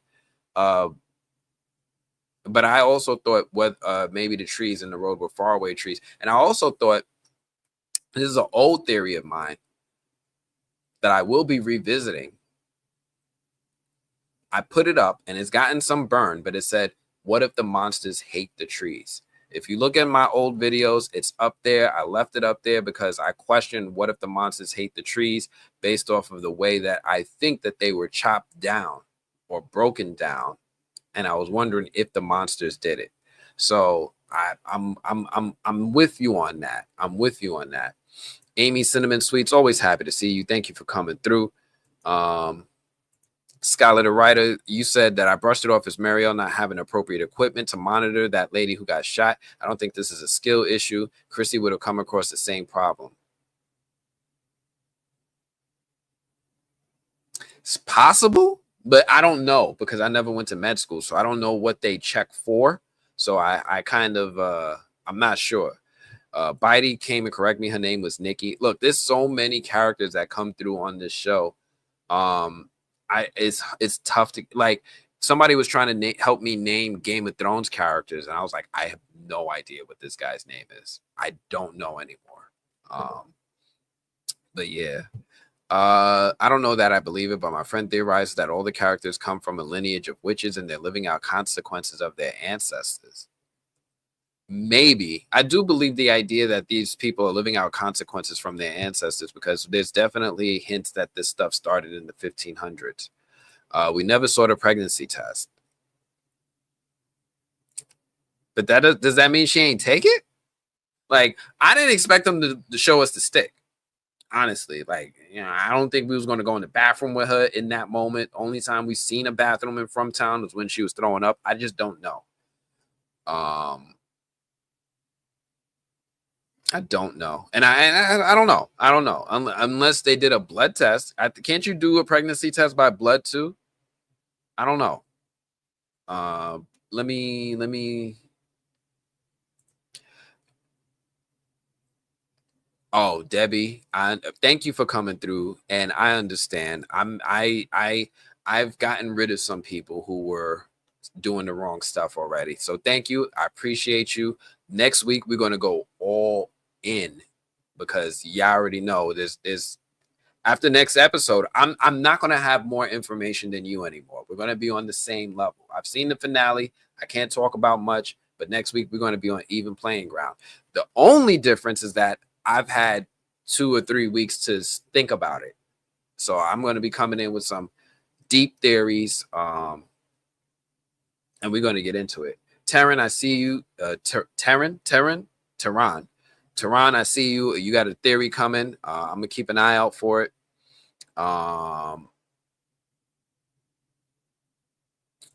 In the first episode, when we see the Matthews family encounters the tree, Ethan says, "Can we just move the tree with the RV and go past it? This is the way out. This is the way. This is the way." I'm with you on that. Nobody's walking past that tree, and I need to see it. What if there needs to be another child sacrifice for the cycle to continue? Sarah not completing and killing the boys while Fatima is pregnant. Now to have another child to sacrifice.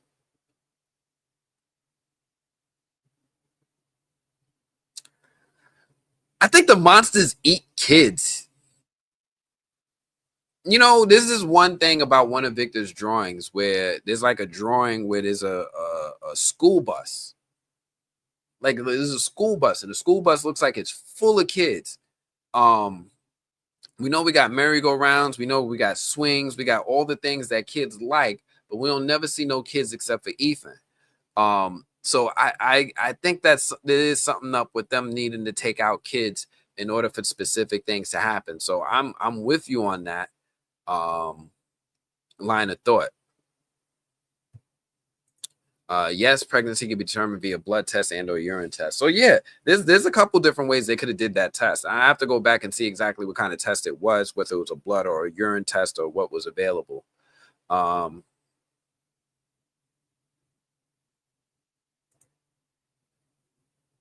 I've seen it.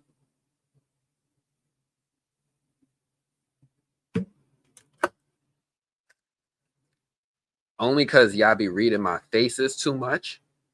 I can't with y'all because y'all be reading my faces and y'all be like, yo, we on to something. You see what Anthony did? Nah, we ain't doing that this week. This is we ain't doing that. I know this is my Halloween costume. I keep so much stuff at the ready, right? Like, yeah, like, where'd he get that bell? Where'd he get the, like, I stay pulling stuff out like a cartoon character.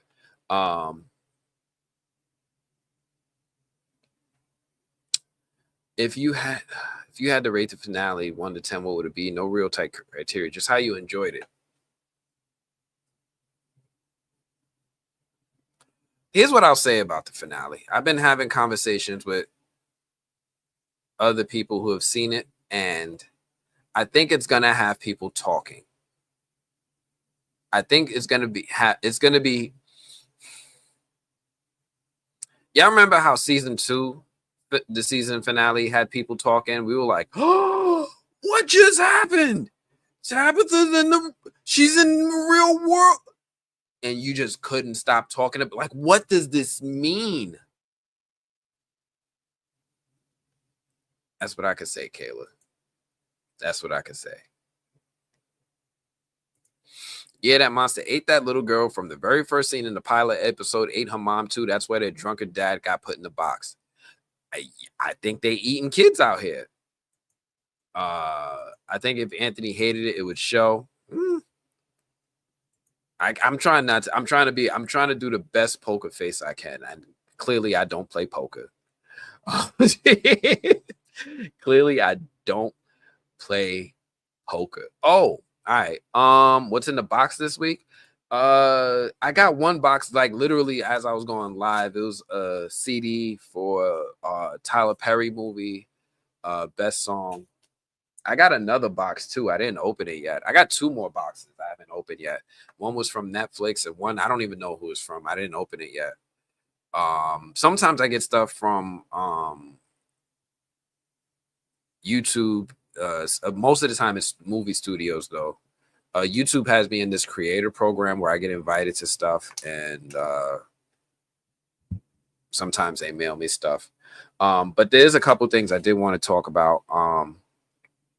So real quick, for all of you guys who are here, I want to talk about the contest. So you guys know I had the contest. I picked out 3 winners. Maybe I need to communicate the winners a little bit more. I emailed all the winners, but only 1 winner emailed me back out of the 3. So I'm sitting here. My wife was like, why is all this stuff still here? And I'm like, ain't nobody email me back. So here's what I'm gonna do real quick. I'm gonna probably make a post out of it too, but I definitely want to highlight that there are winners. There are 3 winners. I want to give them a chance to claim their prize. And I want to run another contest. I want to run another contest because even after filling these boxes, I still have more stuff to give away. It's insane. I actually made 5 boxes and I'm like, I still need to do. I was just going to pick 2 more winners and just give them stuff anyway. But this isn't going the way I thought it was going to go. I thought the contest winners were going to just show up and be like, all right, thanks for giving me my stuff. So I'm gonna make a post about it. The 3 winners are here. I'm not putting up all of their information for their privacy. One of you contest winners have hit me, responded to my email. You have my personal movie blog email now. The only person who responded was this one. But the other 2, I emailed you. Nat and Ali, yeah, check your inboxes, but I'm gonna be honest with you guys. If I don't get a response, you know what? I'm gonna give you a bigger clue, a more incentive. Alice and Natisha, y'all need to hit me up. Check your inbox, check your email. I emailed you on the 12th. I'll send another email today, but I want to give you guys your prizes. And then I want to run another contest because I have more stuff to give away. These boxes are stuffed. Let me see.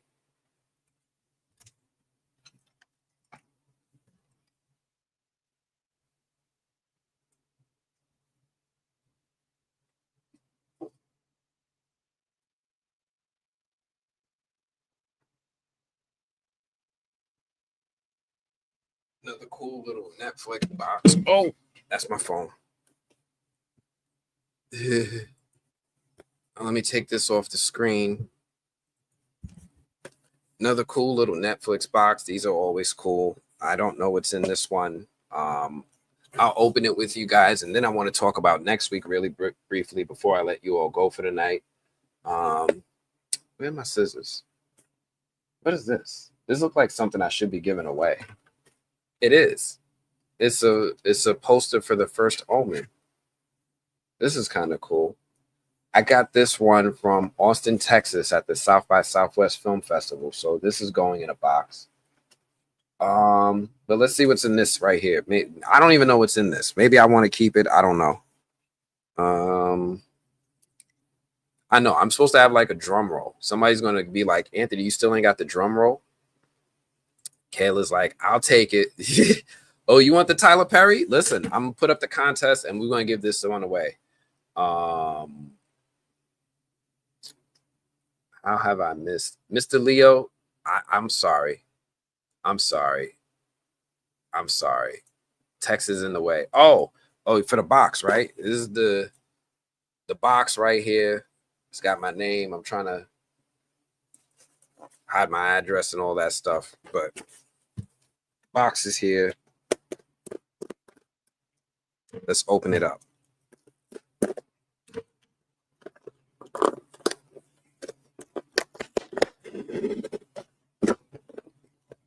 Oh. Oh.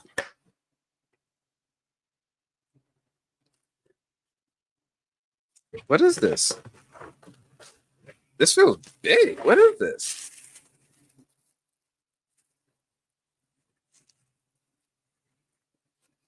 We're going to open this together. I don't know what this is.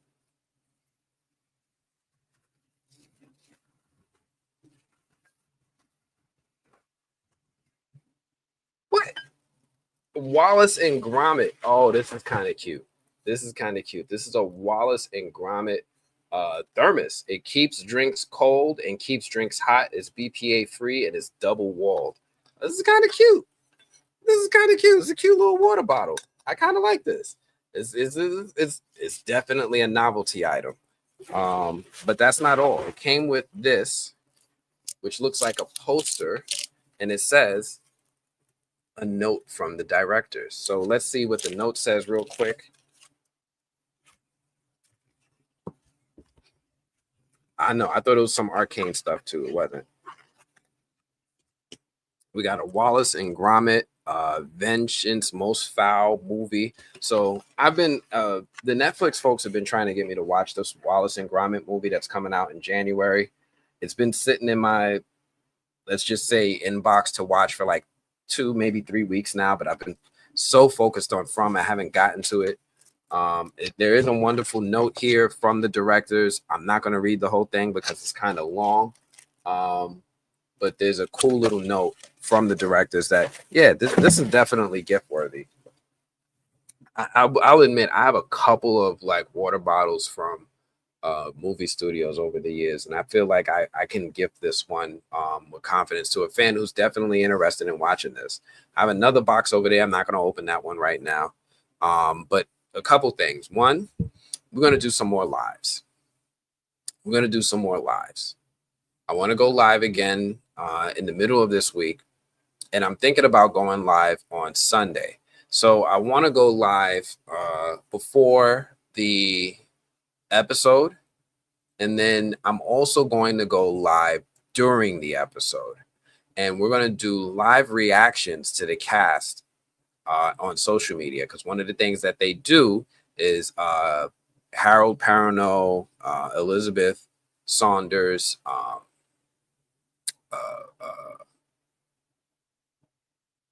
why am I blanking on Victor's real name?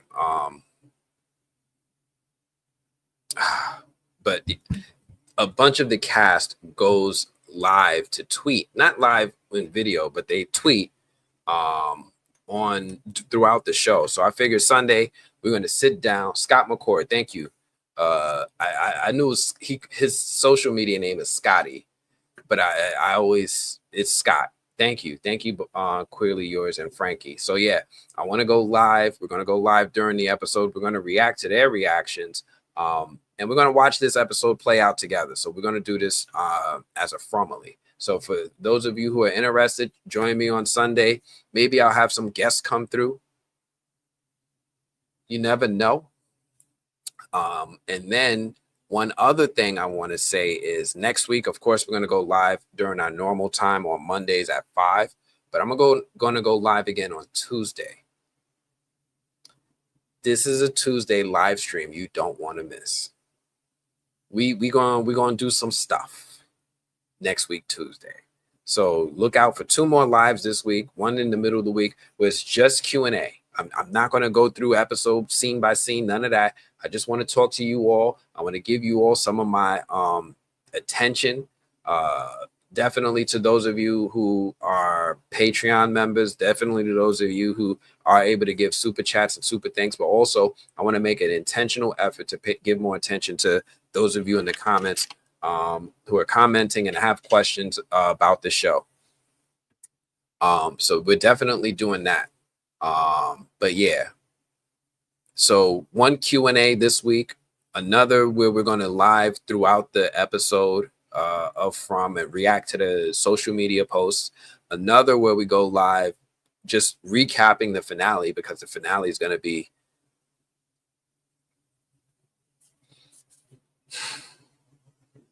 and then Tuesday I've got something for you all. I know some of you are asking, hey, Anthony, are you going to show any images from the finale? I mean, here's the thing. Part of me is like, I should do it, because if I do it, then I know I'm going to do it in a way that doesn't ruin the show for you. Otherwise, there might be that impulsive feeling to go into forums, and then the forums might not have the restraint or the care that I have for you, and will just outright ruin what happens in the episode. And I don't want to leave you out here with a loaded weapon, right? I don't want y'all going out there and be like, Anthony didn't show me anything, so now I gotta, somebody else said they got it, and then you see something that you can't unsee. So I will do this. I will give a few images just so that we can have something that hopefully satiates and keeps you all good. But I'm gonna say this again. I say this wholeheartedly from the bottom of my heart. Please stay away from your normal places this week. Stay away from your normal Facebook pages. Stay away from your normal Reddit pages. If you can avoid Twitter altogether because they don't know how to act there, please, just for 1 week, just for 6 days, please stop. Right? It's not good to be spoiled by this stuff. So I'm gonna give y'all all a taste without really ruining what happens.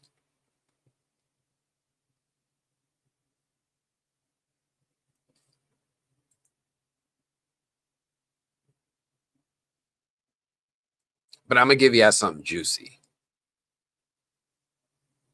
Yeah, see, look, I got spoiled commenting on a YouTube video. Don't comment. Just it's I appreciate and I care about y'all all enough to say it like this. It's just not worth it. So I'm gonna give some images. Actually, I could give this. They gave me a couple of good images, and they won't mess up the experience. So let me pull this one up. Y'all ready? But did y'all want to ask questions again before I go? Well, we could do both, right? I could do both. Like, let me act like I can't do both. Let me do both.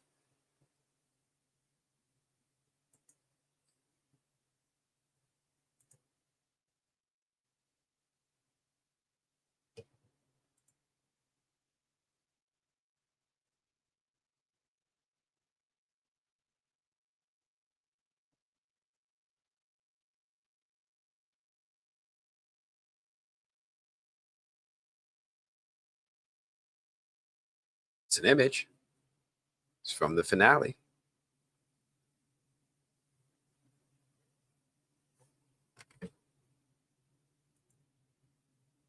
No, not this one. And I don't see not one comment come in. You're like, what am I looking at? We've seen this already. Have we? Let me zoom in.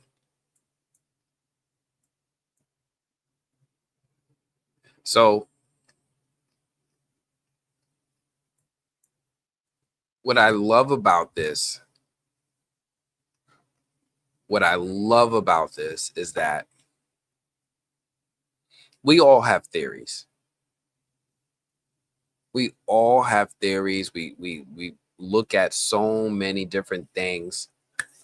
Celtic lore, fairies, fae, the three monkeys. We all look at this stuff and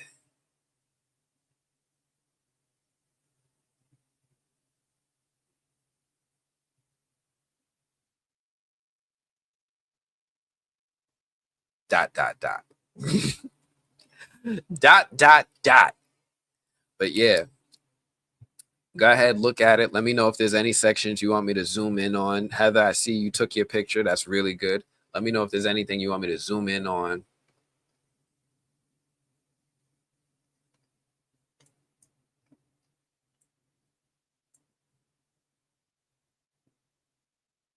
This says 1236.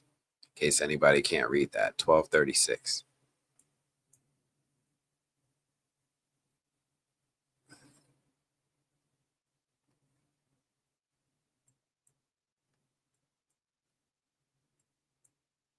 These look like some really intense formulas.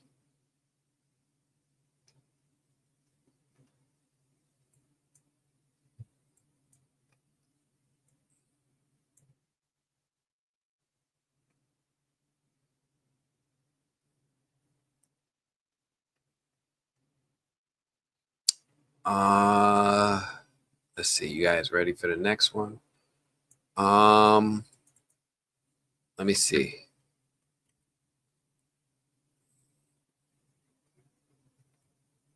That's an interesting dart. I get fascinated by the weirdest stuff, but this is definitely a homemade dart. Look like it's made from a spark plug. Look at that paper. Ain't that paper old?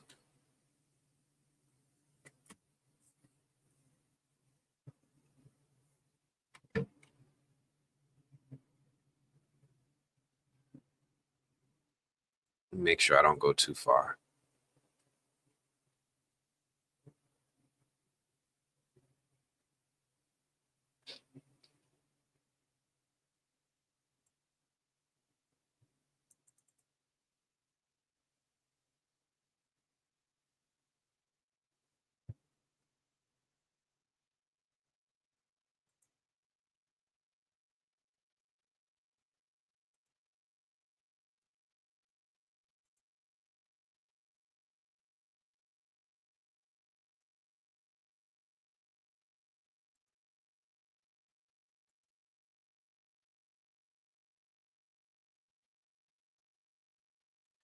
Can't even front. Jade is kind of cool at with his art. He's kind of cool. He's kind of nasty with it.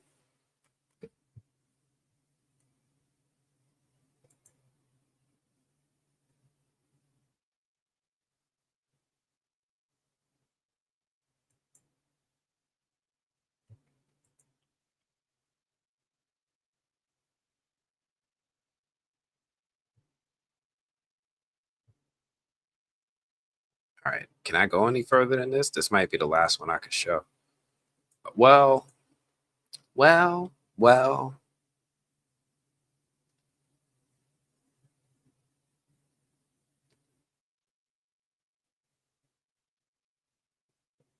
going to give y'all one more, and then we're done.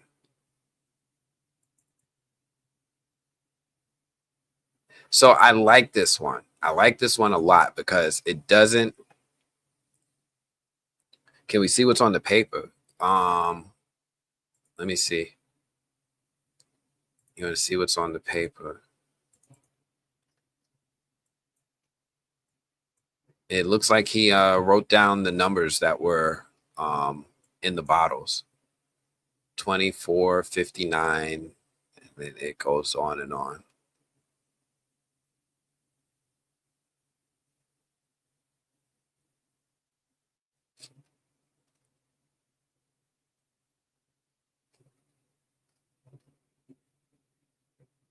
(1603, 1603, 1987, 1980). Like he's putting in work. He's putting in work. Made in England. That's interesting. I'm gonna give y'all one more. One more. And this one, I promise you this doesn't ruin the finale, but it will give you food for thought. Oh, where'd it go? I have it up. Why are you not showing? Ah, there we go. This is the last one, and then we done for the night, y'all. Y'all ready? But do y'all need me to go back to one of the other pictures first? Let me know in the comments real quick. First person that answers wins. Purple Alizé said 3. The answer is 3. The dartboard numbers caught my eyes. Oh, you want me to go back to the dartboard, Marshizi? Kayla says she's ready. Next. All right. I promise you, this does not ruin the episode, but it will give you something to think about.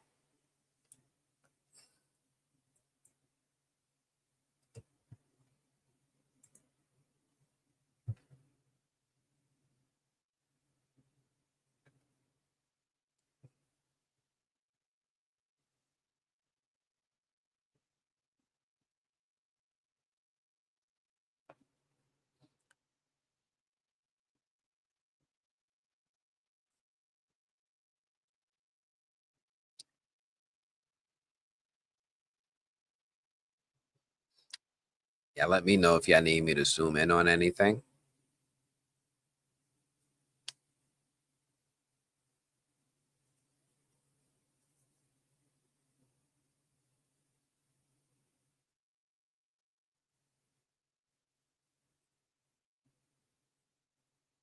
Yeah, let me know if y'all need me to zoom in on anything.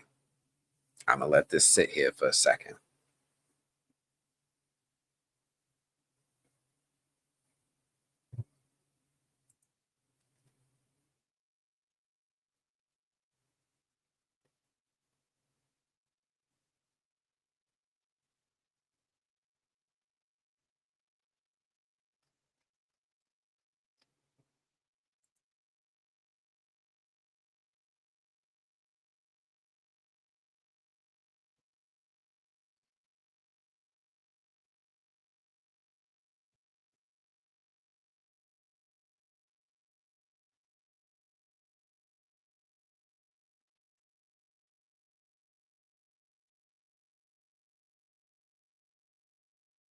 I don't know if this is from the trail. I honestly, I almost never watch the trailers.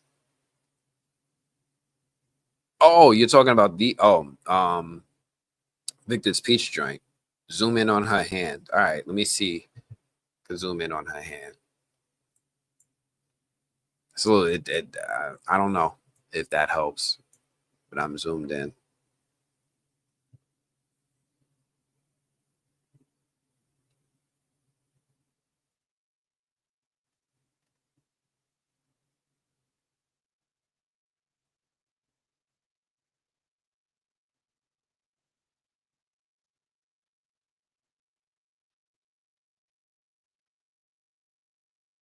Molly Boss says it looks like a crayon. It's logical. There's a box of crayons right here. They don't really have much when it comes to writing and paper utensils.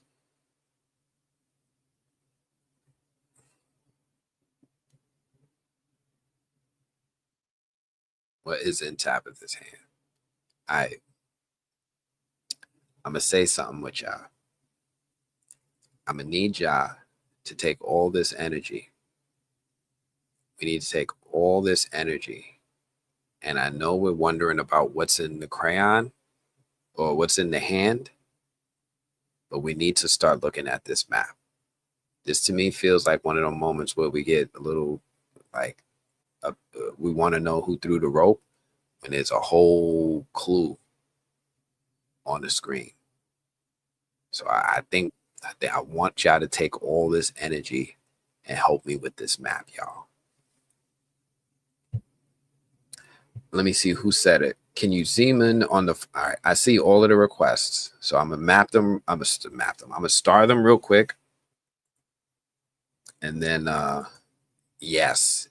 This is where I need this energy to be.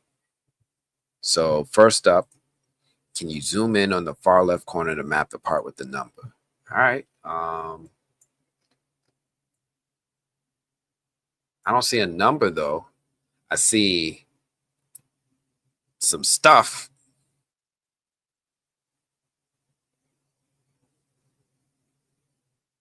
I don't see a number though.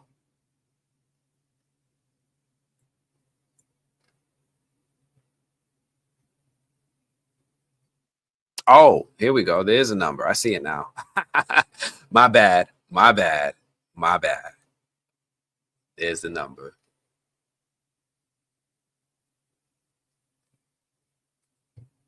All right. Can you zoom in on the far left? So there we are, zoomed in.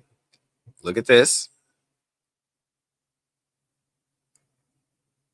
All right. Come on now. We need to work together.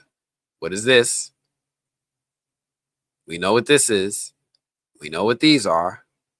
We need to work together, y'all. We got to be on the same page. Let me go on to the next request. Who said, what's the next one? So the globe in the top right, wondering if it's the next season they start in a mirror world of sorts. So one of my questions, you know what? I can't even say what my questions are because I don't want anybody to do deductive reasoning and be like, oh, he's still asking that question. So let me be quiet. We can visit this next season. But I noticed this as well. Let me see if there's any more comments I need to star real quick because I'm going to come back.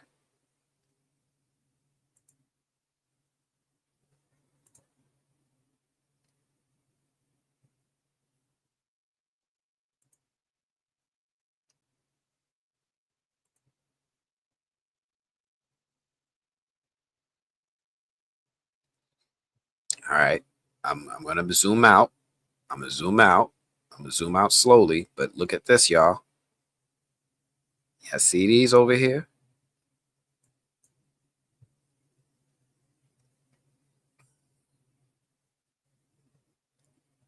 All right, now. We saw a red number 2. And we saw these. Y'all with me? I think y'all with me. We see this.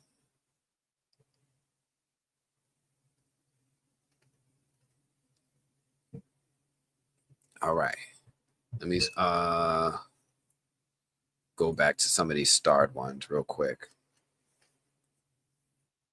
I see a UFO on the map. You see a UFO? Where do you see a UFO? What, Heather? Let me know where you see the UFO. I'll zoom in. I didn't see that, but let me know where you see it. Frost Jama says it's a little book. I'm not sure the context if that was about what was in Tabitha's hand or something else.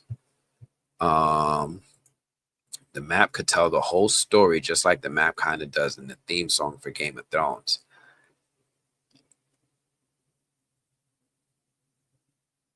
Maybe. The Lake of Tears. I thought the Brundles, but maybe the Brundles are the Lake of Tears.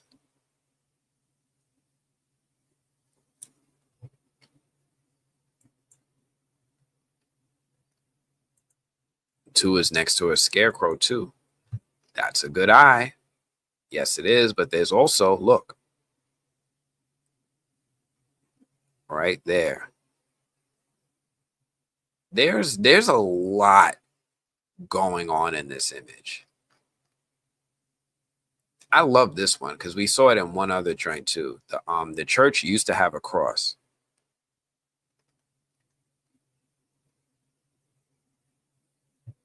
All right, I think I went through all the ones that I starred, so let me go back. Oh no, I missed this one. Unicorn said this kind of looked like Prince's symbol. I see it. I see it. Let me hide your message, but I see it. It kind of does look like Prince's symbol. But what is that? A compass?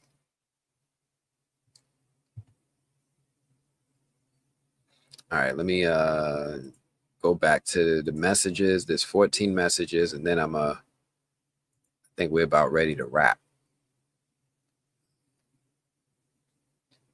So where's number one? I don't know where number one is. Red. Man, that's a damn cool avatar. Where's number one? We got number two. We got a whole bunch of other numbers. I don't know where number one might be. Clearly yours said under Jade's arm. There are some numbers here. Maybe the other arm too? No. There are some numbers here. Eye to the Jade's right side head. Yes, there's an eye right there. Yes, there is. There's a lot of stuff up because, like, look at what is this? I'm gonna give you mine. My first clue was that my first theory is that was the settlement.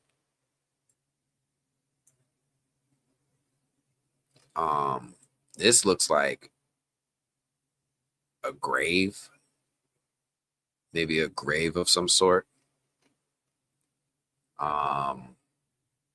See what else everyone is saying. I think it might just be a car, the blue thing in the middle. It could be because this black spot kind of looks like a tire, but I want to say it's water because it's surrounded by trees.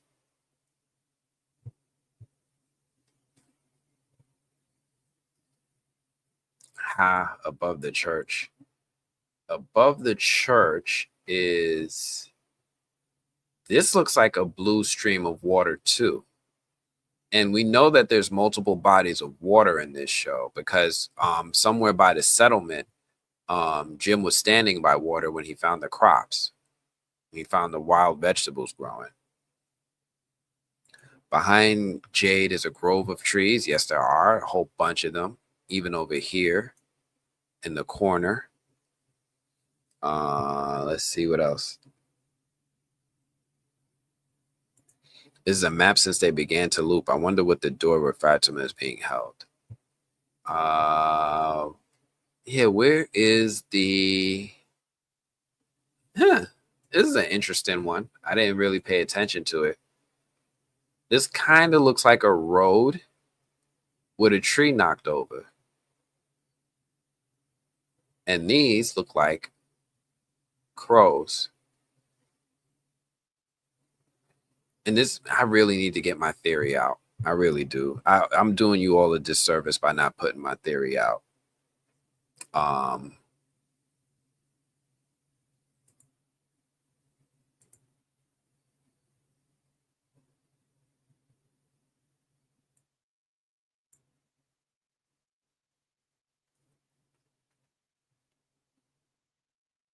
Is Jade wearing the bracelet? Is it? I don't think so. Tabitha's bracelet was black. One is behind Jade. I didn't see it. I could be blind, y'all. I'm sorry. I see the red two. What color is the one? I see the eye. I didn't see it.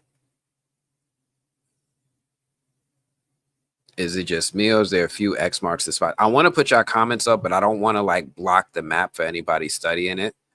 So bear with me, y'all. I'm gonna try to zoom in on the map. I might cut Tabitha off a bit. Unless y'all saying this is the number one, but I thought this was like a cross for like a grave. But there's a few X's. You know, Victor loves to draw a map. Number 3 is behind Jade. Scarecrows, grave. Yes, put your theory out. This map is driving me crazy. I think I'm gonna do it Tuesday. I think Tuesday on the next, not tomorrow. Tuesday after the finale, I'm gonna put my theory out, and that might be the best time to do it.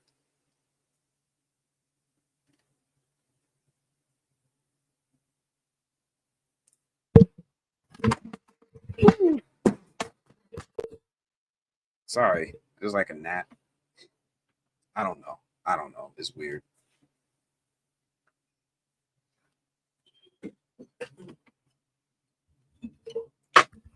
Boost my mic back up. There are 3 numbers, red, number 1, 2, and 3. There 3 and 2 are behind Jade. They look like mark zones. I see the 2. I'm trying to look for the red 1 and 3, but I'm sorry, y'all. This is not intentional. This isn't me trying to play coy.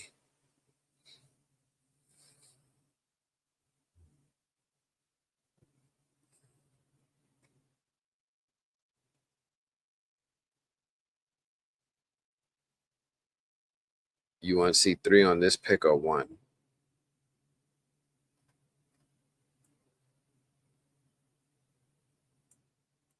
I'm looking for the 1 and 2. See these other numbers. I see what looks like a faraway tree, but this tree looks massive compared to all the other trees. This tree looks humongous in comparison. Like it's towering over these other trees. There's like a random white house in the middle of nowhere. There's a yellow house that we all know is Sarah's house, I believe. The church. This looks like Colony House. This to me, I think, is the settlement. This is Victor's truck. So this must be where near the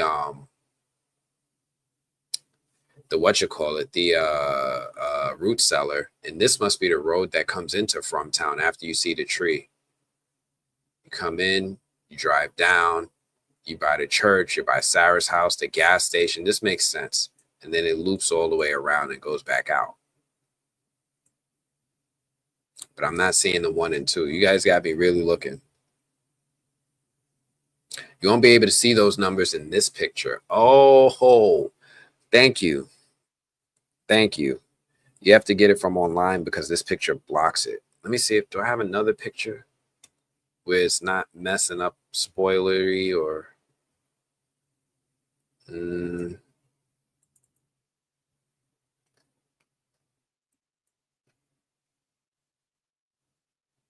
Yes, but I won't be able to zoom out.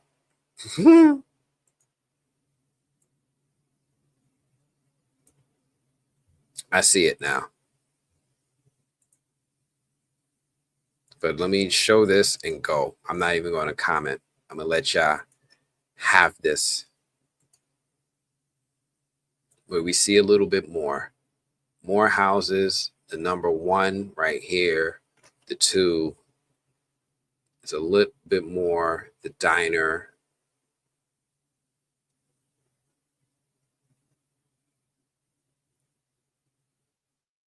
Don't ask me.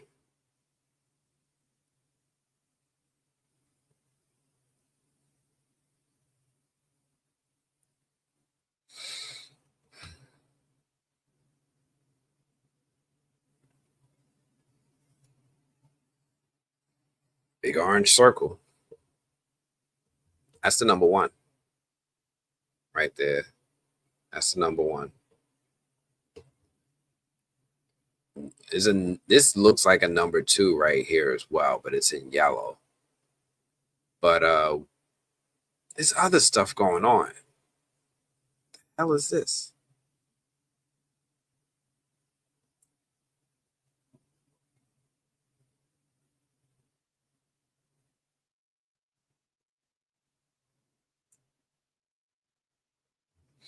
All right.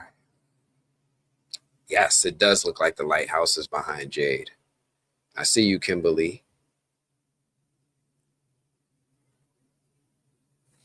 I have to get a still from season 2. I have all my season 2 stills. I'm not sifting through them right now. I'm going on 4 hours. I don't have the energy. But I think that we did good. I think we did really, really, really, really good today. We talked about the contest. I hyped up the next few lives. I wanted to run the next contest, but I first want to at least award the previous winners. So I got 2 of the winners I'm waiting for. I promise you all, if I don't see the winners respond to me by Friday, I'm going to make a post about it.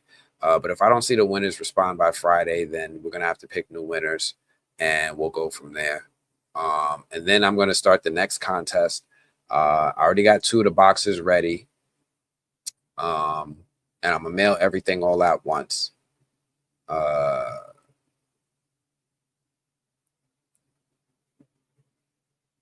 Yeah, I think that's the best way to do it. But I think that's everything, y'all. Thank you all so much for checking out this incredibly fun live. I know next week we are going to talk. I'm going to go live again this week to just revisit some of these moments from this incredible episode. We're going to go live on Sunday. We're going to watch this together, y'all. But hey, if you guys are new here, do me a favor, please give this video a like, subscribe, share this with your friends. It does a big service to us to help us grow and get more incredible opportunities. Keep an eye out for that Tuesday live stream. You're not going to want to miss it. But thank you all. I'm going to check you all later. Peace.